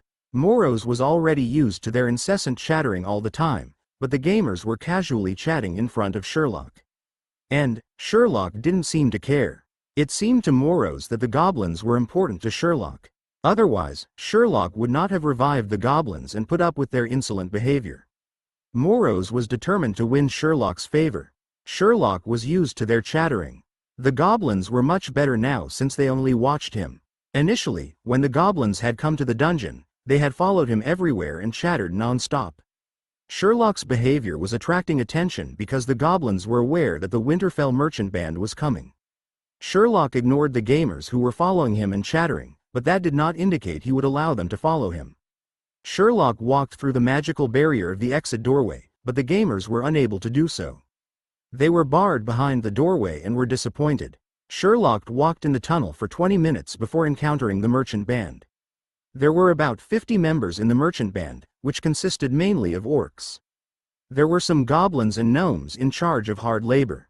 The merchant band had 30 large carts that were pulled by large beetlemans. When the group moved in the tunnel, smoke and dust could be seen from far away. The merchant band noticed Sherlock and came to a halt. A tall and pale vampire came forward and shouted, "We are the merchant band from Winterfell. We are under the protection of the Merchant Alliance." Sherlock was stunned. Then, he remembered he was a devil appearing in front of the merchant band. They must have thought that he was going to rob them. "Don't be mistaken. I'm the Eternal Kingdom's Dungeon Lord Sherlock. I'm here to welcome you. Welcome to my dungeon." Sherlock smiled as the vampire heaved a sigh of relief and bowed. "I'm the leader of the merchant band, Baron Nicholas. My utmost respect to the Dungeon Lord. I've heard of your fame. We're definitely honored to be welcomed by you." Sherlock did not have good impressions of these polite vampires. Though they looked gentlemanly, they only had 2 things in mind. One was to suck your blood, and second was to suck again.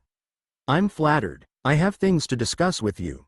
Sherlock laughed casually and took out his proposal, beta testing activity, Winterfell Merchant Band. The content was written using the Underworld's norms. Baron Nicholas was puzzled as he took the proposal and browsed through. The contents were about the trading rules. First, during the merchant band stay at the Eternal Kingdom dungeon, magic stones transactions will take place only with Sherlock and the merchants. Second, the merchants may only barter items allowed by Sherlock with his servants.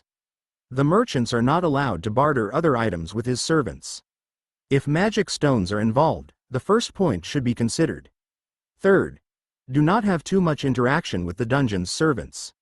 The Eternal Kingdom has provided sufficient space for the merchant band to rest.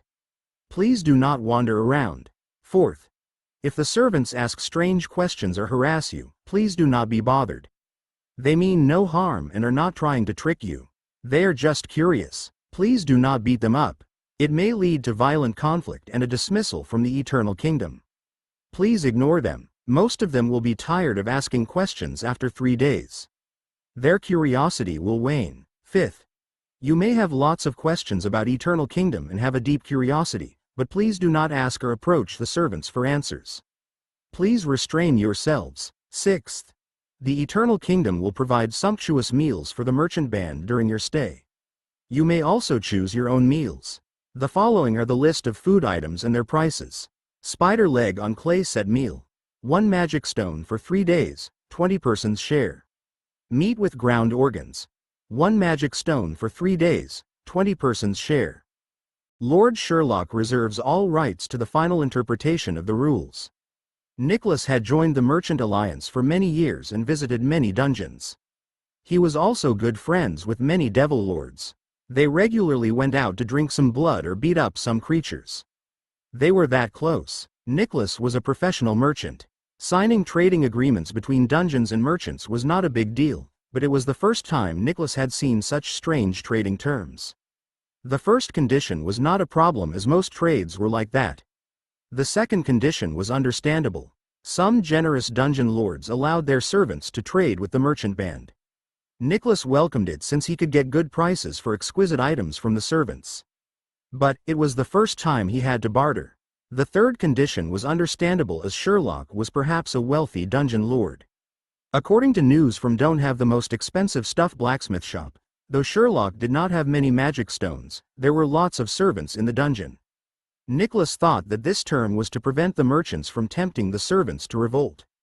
The fourth condition was strange but understandable as it was similar to the third term. It was written in a solemn manner, but Nicholas did not think that the servants would harass him. He was a baron vampire. Though he was not as noble as the first vampire and was inferior to Devil Sherlock, normally, underworld creatures did not dare to go near him, ask him strange questions or harass him. When he showed his dominance, they normally kneeled on the ground and trembled. Nicholas found the fifth condition funny. The Devil Lord looked young, and Nicholas thought that Sherlock was hiding his age. Upon scrutiny, Sherlock was really young. All the merchants who had joined the Merchant Alliance were capable and experienced merchants. Though Nicholas did not have the means for his own dungeon, he had seen lots of dungeons. He has seen poor dungeons, bustling dungeons and even Winterfell-like dungeons. How could he be curious about Eternal Kingdom? He had seen his own share of weird dungeons. However, he could not afford to offend Sherlock, so he did not show his true thoughts. Questions about Eternal Kingdom? Strong curiosity? Fat hope. Nicholas stopped looking at the sixth term halfway. That food was goblins' food, which was both expensive and not tasty.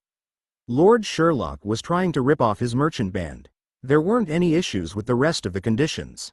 Nicholas signed his name on the agreement and shook hands with Sherlock. The contract was in effect. Nicholas showed his professional smile. I can't wait to visit your dungeon and form deep friendships with you and your servants, Dungeon Lord. Chapter 27.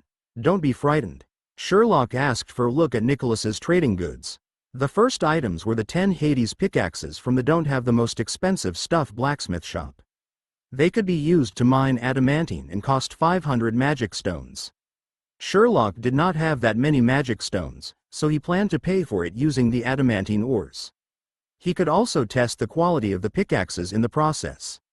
The merchant band brought along many items from both the surface world and underworld.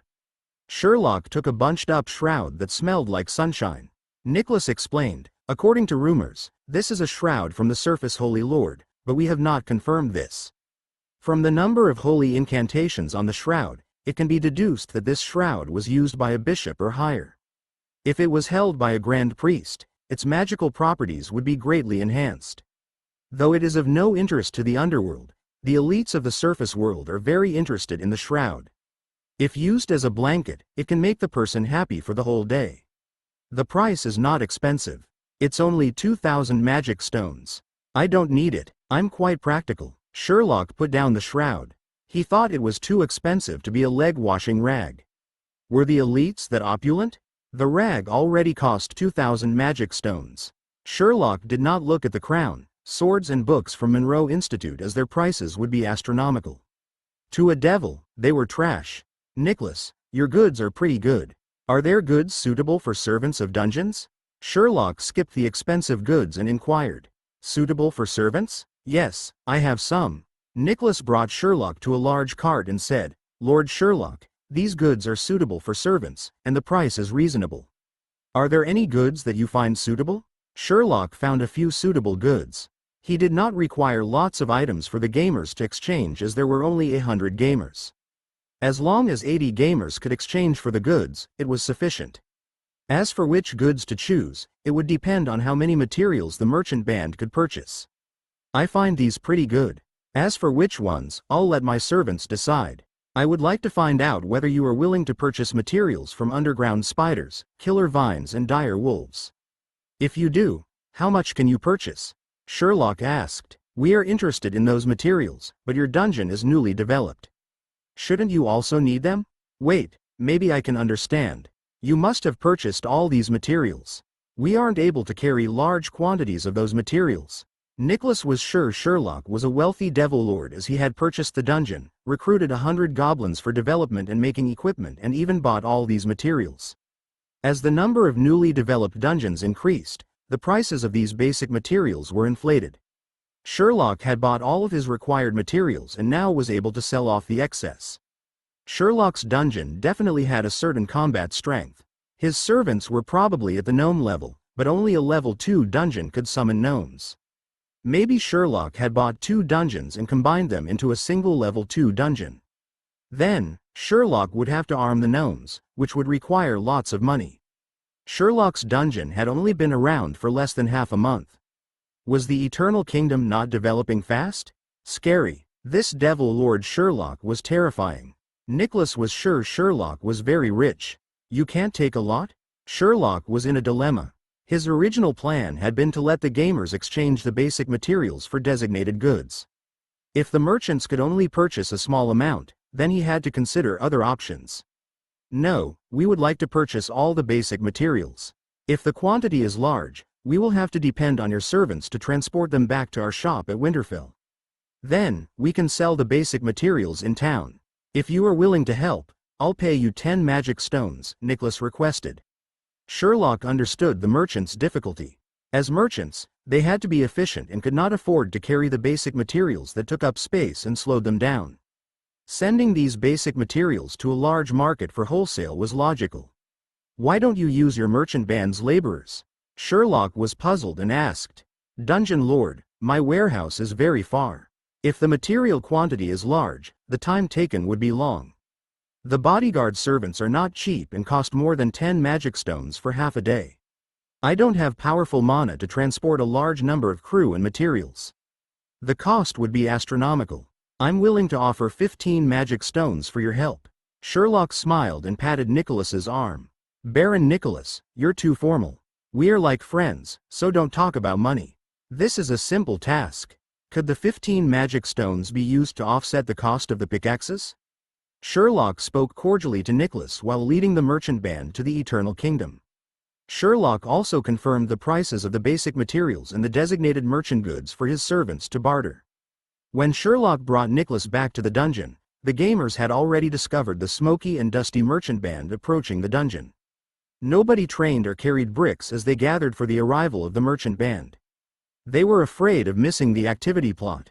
Lord Sherlock, your servants are very hospitable, Nicholas commented as he noticed the peering goblins at the dungeon entrance. Nicholas and Sherlock were on the seats atop the front beetleman. Besides the goblins' hospitality, what else could Nicholas say? If he said that the goblins did not have discipline, would Sherlock not be embarrassed? They're always like that. Hope that you won't be shocked. Sherlock was composed and did not appear embarrassed. The gamers had done far worse deeds. What was the big deal with just looking? Nicholas was speechless. The merchant band arrived at the dungeon entrance. Following Sherlock's lead, the merchant band entered the dungeon. The merchant band consisted of many huge cargo carts pulled by gigantic beetlemans, dark-skinned orcs with large fangs wielding large hammers or swords, a group of sharp-nosed, sharp-eared gnomes, furry werewolves and a stitch. The surrounding gamers exclaimed in shock. Holy cow! Awesome! Are we able to select those creatures? What's that stitched monster? How strong is the backing of this game? They can pass the censors? Don't think too much. It's only in beta testing. The actual version will be censored. I thought underground spiders were terrifying enough. Seeing them, spiders are like little brothers. Who said this game was boring? Can't you see that there's riding and transportation tools? Awesome. Oh my god. Tonight's forum is going to explode. The nuclear explosion already went off. Not wearing pants is posting now. Nicholas could not understand what the goblins were saying. The language was the same, but the phrases were entirely different.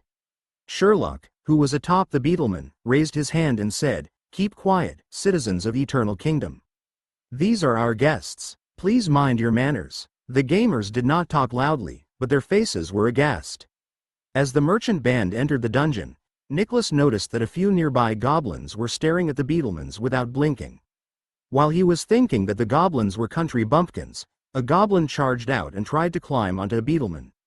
His leap was not high enough as the size difference was too great, and he fell in front of the beetleman's path. Palm. The front leg of the beetleman stepped on something and squished it.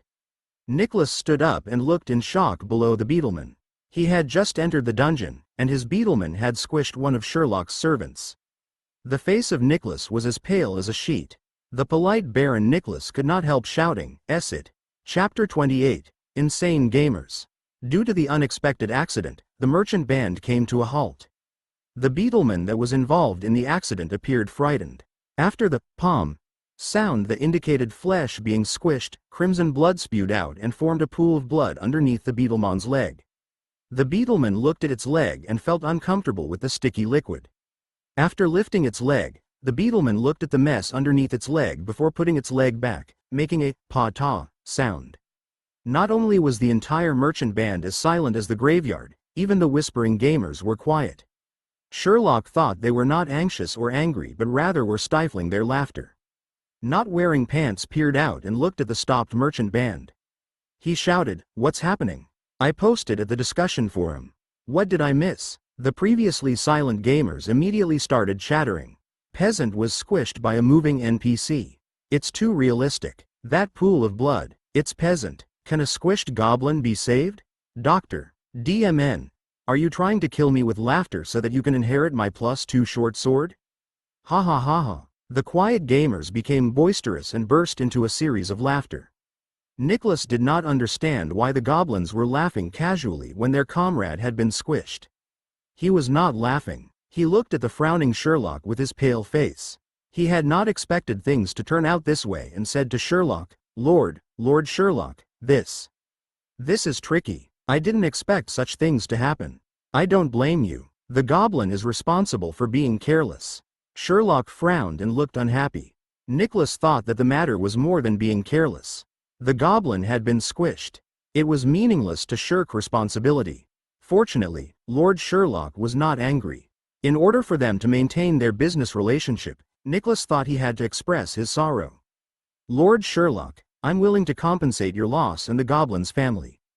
I'll not make things difficult for you," Nicholas said. "This is not your fault, but the magic stone's compensation should be sufficient for his grandpa, grandma, parents, wife, tens of children and a bedridden sister to live comfortably." Sherlock sighed and looked helpless. What? Grandpa, grandma, parents, wife and tens of children? Why was the bedridden sister included? Though the expenses of a goblin was not huge, his family consisted of 20 members and a bedridden sister, and they had to live comfortably? Consider the pension of his grandpa, grandma and parents to be 500 magic stones. His 15 children would be awarded 1,500 magic stones for education and living expenses. As for compensation of the foregone earnings, a goblin's salary was 5 magic stones a month, 60 magic stones a year. Assuming that the goblin would work for 30 more years, that would be 1800 magic stones. Psychological loss and funeral expenses would be 200 magic stones. With all those miscellaneous costs, it would be 4000 magic stones. If his bedridden sister was included, that would cost an additional 1000 magic stones. Big trouble. Though 5000 magic stones was a small pittance to Nicholas, it made his trip to Eternal Kingdom unprofitable. He had only intended to compensate 100 magic stones, but it turned out worse than he had expected. Nicholas's first instinct was that Sherlock was ripping him off. Most dungeon servants who accidentally died were given a fixed compensation according to position and capability. For the lowly goblins, 50 magic stones was considered excessive. Nicholas was only willing to pay 100 magic stones so that he could maintain a good relationship with Sherlock. He was wary because he felt Sherlock was ripping him off. Baron Nicholas, I know your difficulties. It's not easy to make a living traveling all over the places, and the magic stones are your hard-earned money. As the dungeon lord of Eternal Kingdom, I have to bear some responsibility. You'll pay 200 magic stones as a token and I'll bear the rest. Oh, it's a few thousand magic stones. Sherlock noticed Nicholas's pale face and sighed. Wait, Lord Sherlock, you intend to pay a few thousand magic stones? Perhaps this is your first dungeon and you don't understand. The compensation for a goblin's death is at most 50 magic stones. Nicholas was shocked. Even a wealthy lord would not pay out a few thousand magic stones for death compensation casually. Though it's my first time as a dungeon lord, I know the norms. Everyone's been eyeing my position, and they frequently comment on and criticize my actions. I spent a lot of time reading their feedback. Though I have recruited many servants, there's still a queue with tens of thousands of applicants for my dungeon. My head is almost bursting. I'm unable to recruit them now, but I will need them in the future. This is the first goblin accident, and I have to set a proper precedence so that my servants will work with ease, Sherlock explained as Nicholas became more astonished. Tens of thousands of applicants? Lots of people were paying attention and discussing the dungeon? Is Sherlock that wealthy? And that famous? Could he be a descendant of a noble? Could he be the son of Satan? Nicholas trembled at his thoughts. If he was Satan's son or a similar second-generation devil, it was understandable that Sherlock would be generous. His dungeon was developing fast, and he could recruit that many goblins. Nicholas was puzzled why Sherlock had developed his dungeon in such a poor, desolate and dangerous place with so few magic stones. Nicholas supposed that Sherlock must have been chided by his parents who had said, "Here are tens of thousands of magic stones. Go forge your own destiny." Sherlock must have been chased out by his parents to experience the commoner's life and a challenge.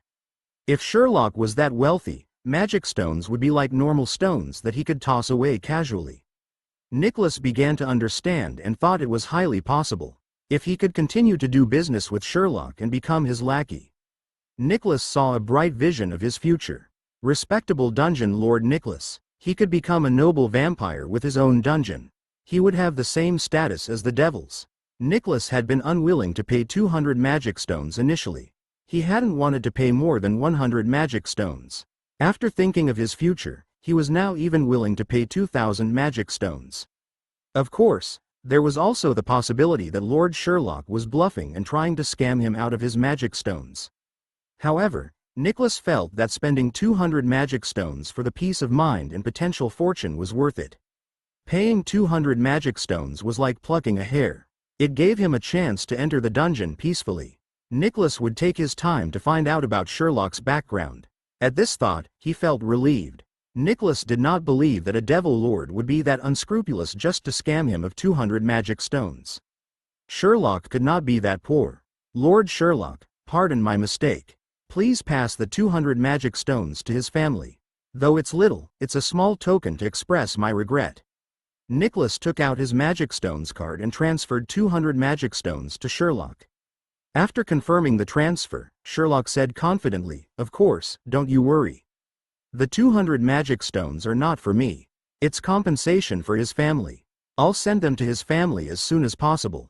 Everyone pretended that nothing had happened. With Sherlock's lead, The 50-member merchant band brought along 30 large carts and beetlemans to the newly excavated space originally intended for the gamer's rest chambers. The space would be used temporarily by the merchant band. The squished corpse of peasant was thrown to one side by the other gamers who cleaned up the area. Eternal Kingdom was particular about cleanliness. Everyone was happy. Nicholas was smiling merrily, and he understood why the surrounding goblins had burst into laughter. He was sure Sherlock was no ordinary devil. It was understandable that the servants of such a high-status devil lord would exhibit insane behavior. Chapter 29. Do not ask. Hold back. Sherlock had Brew stop all nearby mining missions and cordon off the restricted area. This was to prevent the gamers from coming near. Within the dungeon, Sherlock's orders to the Otherworld's goblins were still effective. To the gamers, the restricted area was like a transparent wall that repulsed them. Nicholas thanked Sherlock for his hospitality and brought his merchant band to their resting place. The gamers were curious about the Winterfell merchant band, but their resting area was restricted. Even if the gamers wanted to take a look, they were unable to enter. Once the merchant band was nicely settled in, Sherlock assigned adamantine ore mining missions. Then, he made the signboard for the reward exchange activity. Sherlock finished his signboard and went to look for Nicholas. He requested Nicholas to take out the little goods that he had selected and place them at the room's entrance like a shop selling goods. He reminded Nicholas to barter with the goblins at the determined prices. Sherlock reiterated the contents of their signed agreement and asked Nicholas to discuss the issues of magic stones with him. He told Nicholas to ignore his servants' weird behavior.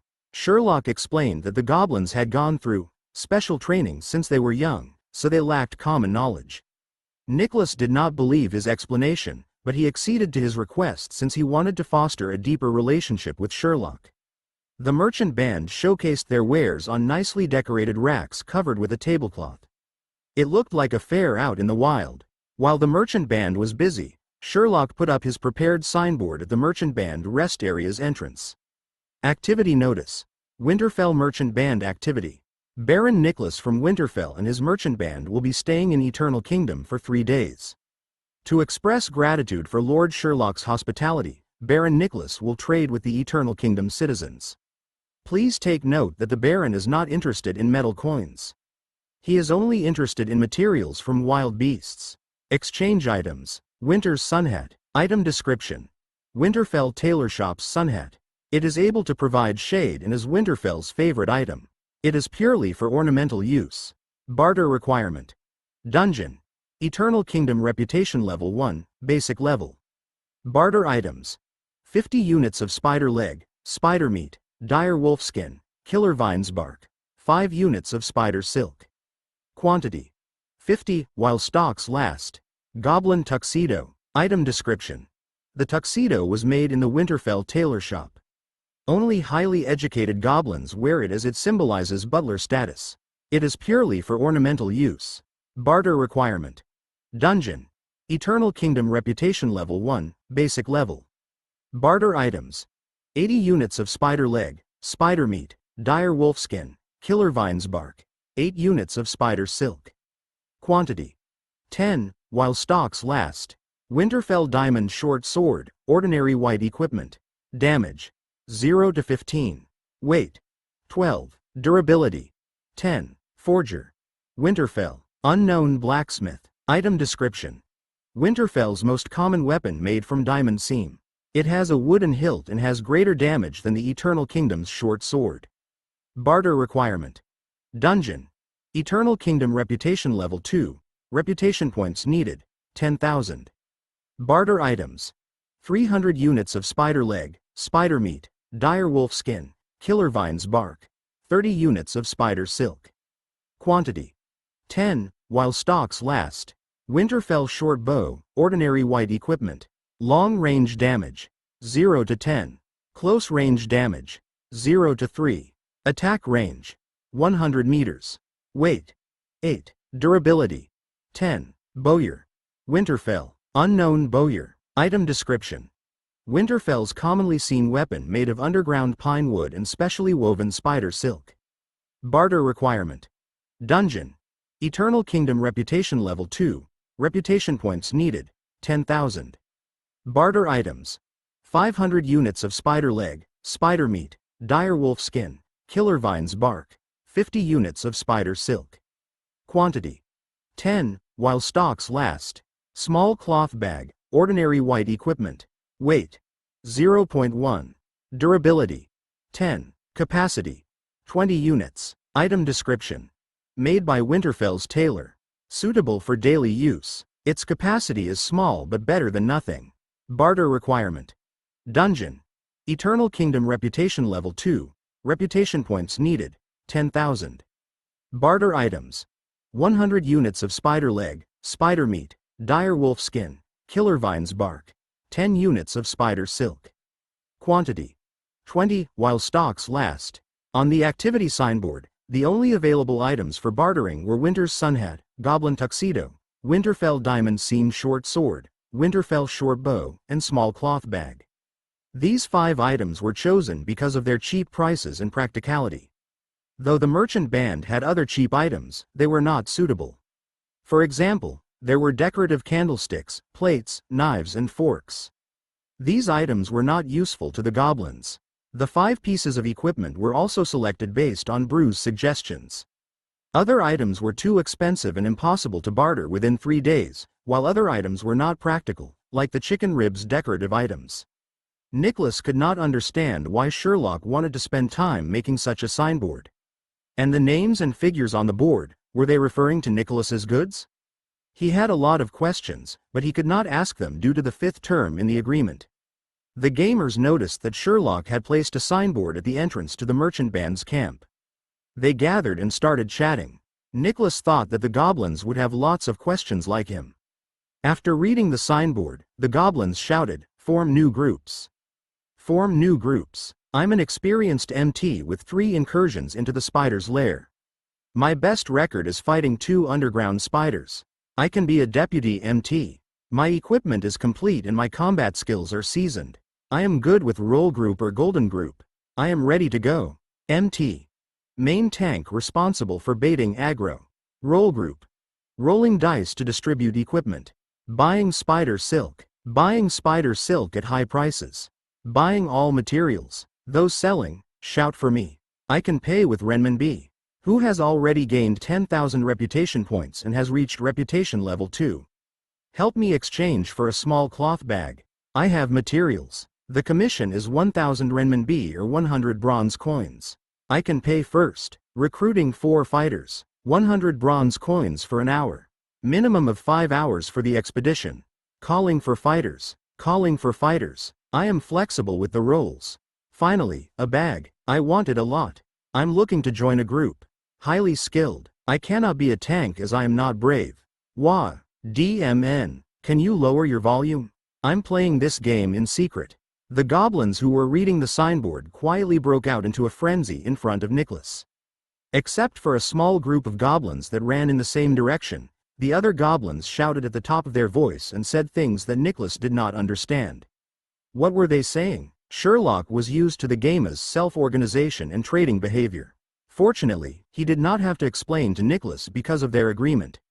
Nicholas had to abide by the terms to not to ask questions. Sherlock wanted to know the game's feedback on the merchant band activity in the official forum. Their comments were more interesting than the Baron. Sherlock gave words of encouragement to Nicholas and left. Nicholas looked dazedly at the goblins. A goblin whose head was showing Raintia appeared in front of him. Nicholas could not understand the green Chinese words as he did not have access to the Otherworld's internet to learn Chinese.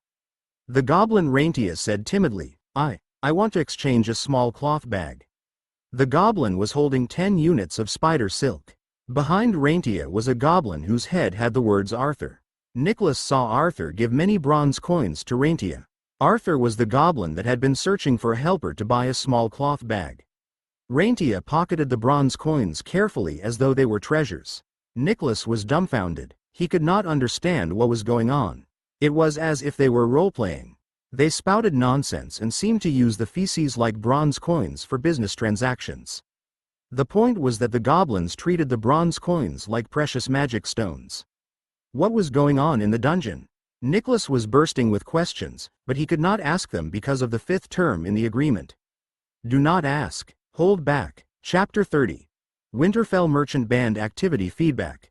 The Eternal Kingdoms, Chatting Plaza, moved from the training ground to the main hall outside the merchant band's rest point entrance. Nicholas learned new things about the goblins. A nearby goblin was eating spider meatballs while sitting down, and another goblin asked him, "Have you had your meal?" "I haven't eaten. I'll be having my meal soon. I'm forming an expedition group. Have your meal before coming. I'll reserve one spot for you. The activity lasts only for 3 days, so we are going to adventure through the night." "Good." The goblin who had just eaten the spider meatballs fell to the ground. He only took a second to fall asleep. 10 minutes later, he awakened. He shouted at a group of goblins, "Chest hair. I've finished my meal." What was that? Insanity? If Nicholas had not signed the agreement with Sherlock, he would have captured a goblin to see what went wrong in his skull. While Nicholas was troubled by the game's weird behavior, Sherlock had finished editing the details of the Winterfell Merchant Band activity notice and published it in the official forum. The official forum was abuzz with posts about the Winterfell Merchant Band. Most of the posts were speculations by non-beta gamers. The most popular posts were the 2 posts by Not Wearing Pants, pictures and explanation of Winterfell Merchant Band's arrival, and detailed analysis of Winterfell Merchant Band activity. One of the posts had been published 2 hours ago around the time the Merchant Band had arrived. Not Wearing Pants wanted as much attention as possible, so he had published the post with many pictures as quickly as possible. Because of the rush to post first, there were only pictures and a few words. However, the number of replies was overwhelming. The second post had been published after Sherlock posted details in the public announcement. The replies were modest, but the post was pushed to the top and became extremely popular. "Greetings. It's me, Not Wearing Pants. I previously published the Winterfell Merchant Band pictures. I am now adding pictures. We were shocked beyond description by the Winterfell Merchant Band. I wish that the game would upgrade sooner and release more races. Wah, those stitches were grotesque. One of these days, I hope to play as one."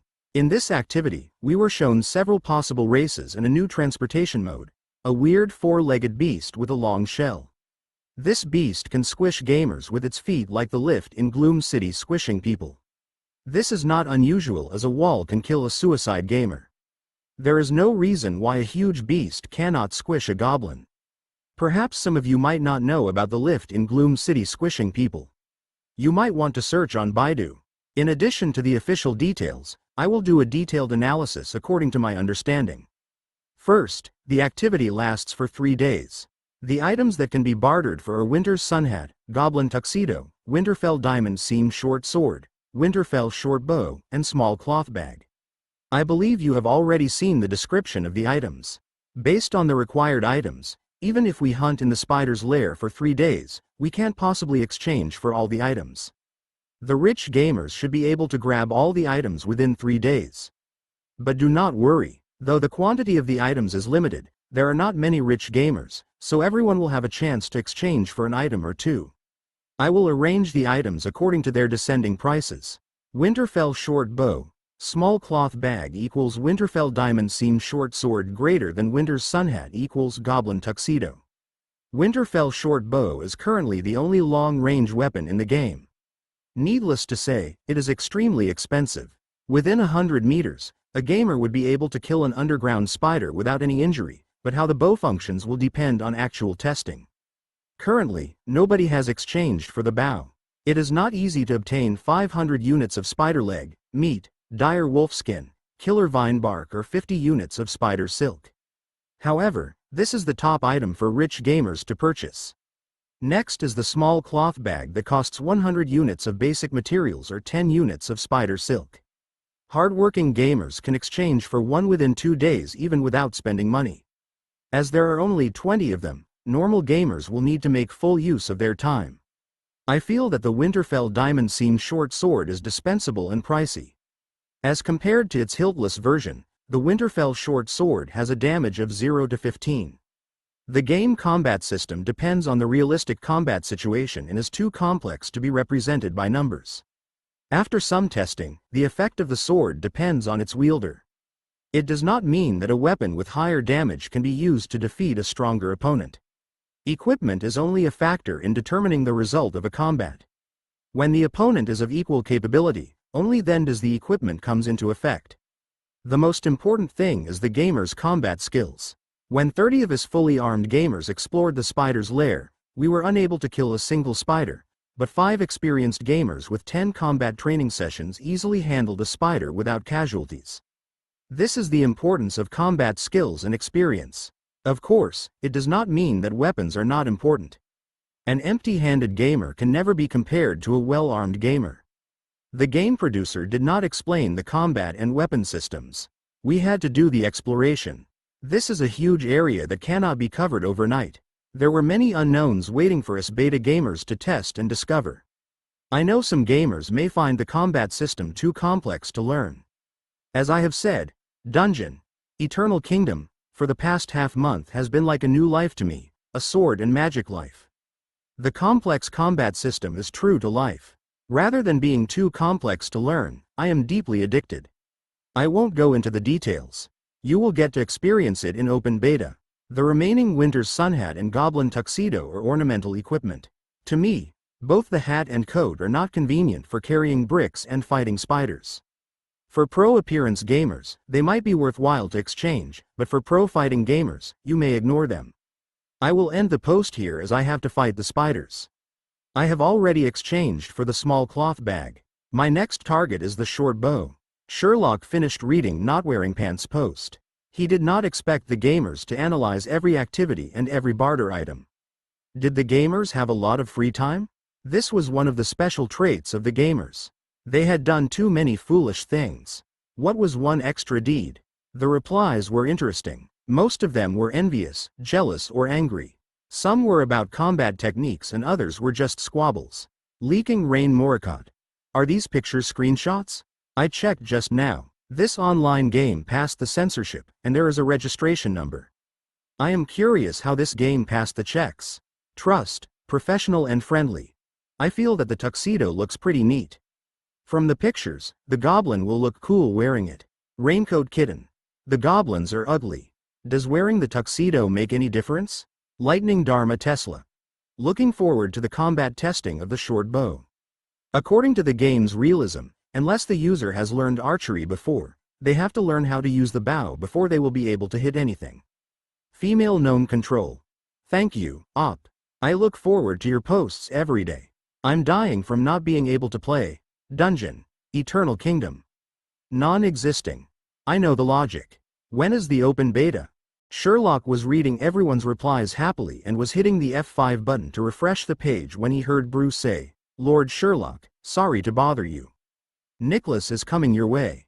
Sherlock was puzzled. Sherlock had an agreement with Nicholas. If there were no important matters, Nicholas had to stay within the restricted area. Even if he had questions, he had to hold back. Why was he looking for Sherlock? While Sherlock was still bewildered, Nicholas appeared outside the dungeon core main hall.